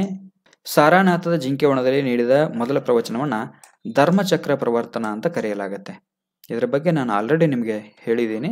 ಲುಂಬಿನಿ ಅನ್ನುವಂಥದ್ದು ಗೌತಮ ಬುದ್ಧ ಜನಿಸಿರ್ತಕ್ಕಂಥ ಸ್ಥಳ. ಇದು ನೇಪಾಳದ ಕಪಿಲವಸ್ತುವಿನಲ್ಲಿ ಇರ್ತಕ್ಕಂಥ ಒಂದು ಸ್ಥಳ. ಲುಂಬಿನಿ ಅನ್ನುವಂಥದ್ದು ನೇಪಾಳದ ಕಪಿಲವಸ್ತುವಿನಲ್ಲಿ ಇರ್ತಕ್ಕಂಥ ಒಂದು ಸ್ಥಳ. ಇನ್ನು ಗೌತಮ ಬುದ್ಧನ ಮೂಲ ಹೆಸರು ಸಿದ್ಧಾರ್ಥ, ತಂದೆ ಶುದ್ಧೋಧನ, ತಾಯಿ ಮಾಯಾದೇವಿ, ಹೆಂಡತಿ ಯಶೋಧರೆ, ಮಗ ರಾಹುಲ. ಗೌತಮ ಬುದ್ಧನ ಬಗ್ಗೆ ನಾನು ಹಿಂದಿನ ಒಂದು ಪ್ರಶ್ನೆಯನ್ನು ವಿವರಣೆ ಮಾಡುವಂಥ ಸಂದರ್ಭದಲ್ಲಿ ಬಹಳಷ್ಟು ಡೀಟೇಲ್ ಆಗಿ ಹೇಳಿದ್ದೇನೆ. ಸೊ ಮತ್ತೊಮ್ಮೆ ಅದನ್ನೇ ಹೇಳುವಂಥ ಅವಶ್ಯಕತೆ ಇಲ್ಲ. ಹೀಗಾಗಿ ಭಾರತದಲ್ಲಿ ಮೊದಲ ಬಾರಿಗೆ ಪೂಜಿಸಲ್ಪಟ್ಟ ಮಾನವ ರೂಪಿ ವಿಗ್ರಹ ಯಾವುದು ಅಂತಂದರೆ ಬುದ್ಧ. ಇದು ನಿಮಗೆ ನೆನಪಿರಬೇಕು. ಸೊ ಸ್ನೇಹಿತರೆ, ಇದಿಷ್ಟು ಸಾಮಾನ್ಯ ಜ್ಞಾನದ ಪ್ರಶ್ನೋತ್ತರಗಳಿಗೆ ಸಂಬಂಧಪಟ್ಟಂತೆ ಸಮಗ್ರ ವಿಶ್ಲೇಷಣೆಯನ್ನು ನಾವು ಮಾಡಿದ್ದೇವೆ. ಈ ತರಗತಿ ನಿಮಗೆ ಇಷ್ಟ ಆಗಿದೆ ಅಂತೇಳಿ ನಾನು ಭಾವಿಸ್ತೀನಿ. ವಿಡಿಯೋ ತರಗತಿಯನ್ನು ನೋಡುವಂಥ ಸಂದರ್ಭದಲ್ಲಿ ದಯವಿಟ್ಟು ನೋಟ್ ಮಾಡ್ಕೊಳ್ಳಿ. ಯಾಕಂದರೆ ಈ ಎಲ್ಲ ಅಂಶಗಳು ನಿಮಗೆ ಒಂದೇ ಪುಸ್ತಕದಲ್ಲಿ ಸಿಗೋದಿಲ್ಲ. ಹಲವಾರು ಪುಸ್ತಕಗಳಿಂದ ಮಹತ್ವದ ಮಾಹಿತಿಯನ್ನು ತಗೊಂಡು ನಾವು ನಿಮಗೆ ಕೊಡುವಂಥ ಪ್ರಯತ್ನವನ್ನು ಮಾಡಿದ್ದೇವೆ. ಹೀಗಾಗಿ ಈ ವಿಡಿಯೋ ನಿಮಗೆ ಇಷ್ಟ ಆಗಿತ್ತು ಅಂದರೆ ದಯವಿಟ್ಟು ವಿಡಿಯೋಗೆ ಲೈಕ್ ಮಾಡಿ. ಜೊತೆಗೆ ಯಾರೆಲ್ಲ ನಮ್ಮ ಚಾನಲ್ಗೆ ಸಬ್ಸ್ಕ್ರೈಬ್ ಮಾಡ್ಕೊಂಡಿಲ್ಲ ಈಗಲೇ ಸಬ್ಸ್ಕ್ರೈಬ್ ಮಾಡ್ಕೊಳ್ಳಿ.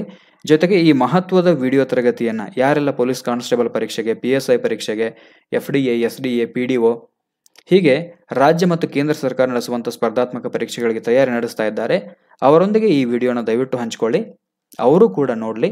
ಹಾಗೆ ನಮ್ಮ ಚಾನಲ್ನಲ್ಲಿ ಶೈಕ್ಷಣಿಕ ಮನೋವಿಜ್ಞಾನಕ್ಕೆ ಸಂಬಂಧಪಟ್ಟಿರ್ತಕ್ಕಂಥ ಜೊತೆಗೆ TET, CTET, GPSR ಮತ್ತು HSTR ಪರೀಕ್ಷೆಗೆ ಉಪಯುಕ್ತವಾಗುವಂಥ ಉಚಿತ ತರಗತಿಗಳನ್ನು ಕೂಡ ನಾವು ನಡೆಸ್ತಾ ಇದ್ದೀವಿ. ಆ ತರಗತಿಗಳನ್ನು ಕೂಡ ತಾವು ನೋಡ್ಬೋದು. ಸೊ ಇದು ಸಾಮಾನ್ಯ ಜ್ಞಾನಕ್ಕೆ ಸಂಬಂಧಪಟ್ಟಿರ್ತಕ್ಕಂಥ ಕರ್ನಾಟಕ ರಾಜ್ಯ ಸರ್ಕಾರ ಈ ಹಿಂದೆ ನಡೆಸಿರುವಂಥ ಪ್ರಮುಖ ಸ್ಪರ್ಧಾತ್ಮಕ ಪರೀಕ್ಷೆಗಳಲ್ಲಿ ಬಂದಿರತಕ್ಕಂಥ ಮಹತ್ವದ 10 ಪ್ರಶ್ನೋತ್ತರಗಳನ್ನು ತಗೊಂಡು ನಾವೇನು ಮಾಡಿದ್ವಿ ಅಂದರೆ ಅವುಗಳ ವಿಶ್ಲೇಷಣೆಯನ್ನು ಮಾಡಿದ್ದೇವೆ. ಇವತ್ತಿನ ಈ ತರಗತಿ ನಿಮಗೆ ಇಷ್ಟ ಆಗಿದೆ ಅಂತ ನಾನು ಭಾವಿಸ್ತೀನಿ.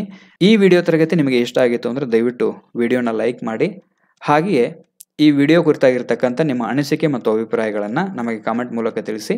ಹಾಗೆಯೇ ನಮ್ಮ ಟೆಲಿಗ್ರಾಮ್ ಚಾನಲ್ ಎಜುಟ್ಯೂಬ್ ಕನ್ನಡ ಟೆಲಿಗ್ರಾಮ್ ಚಾನಲ್ಗೂ ಕೂಡ ತಾವು ಜಾಯ್ನ್ ಆಗ್ಬೋದು. ನಮ್ಮ ವೆಬ್ಸೈಟ್ www.edutubekannada.com ವೆಬ್ಸೈಟ್ಗೂ ಕೂಡ ತಾವು ಪ್ರತಿನಿತ್ಯ ಭೇಟಿ ನೀಡುವ ಮೂಲಕ ಹಲವಾರು ಮಹತ್ವದ ಮಾಹಿತಿಗಳನ್ನು ಪಡ್ಕೋಬಹುದು. ಸೊ ಇದಿಷ್ಟು ಇವತ್ತಿನ ವಿಡಿಯೋ ತರಗತಿ. ಮುಂದಿನ ವಿಡಿಯೋ ತರಗತಿಯಲ್ಲಿ ಮತ್ತೆ ಸಿಗೋಣ. ಅಲ್ಲಿಯವರೆಗೂ ಎಲ್ಲರಿಗೂ ನಮಸ್ಕಾರ, ಧನ್ಯವಾದಗಳು.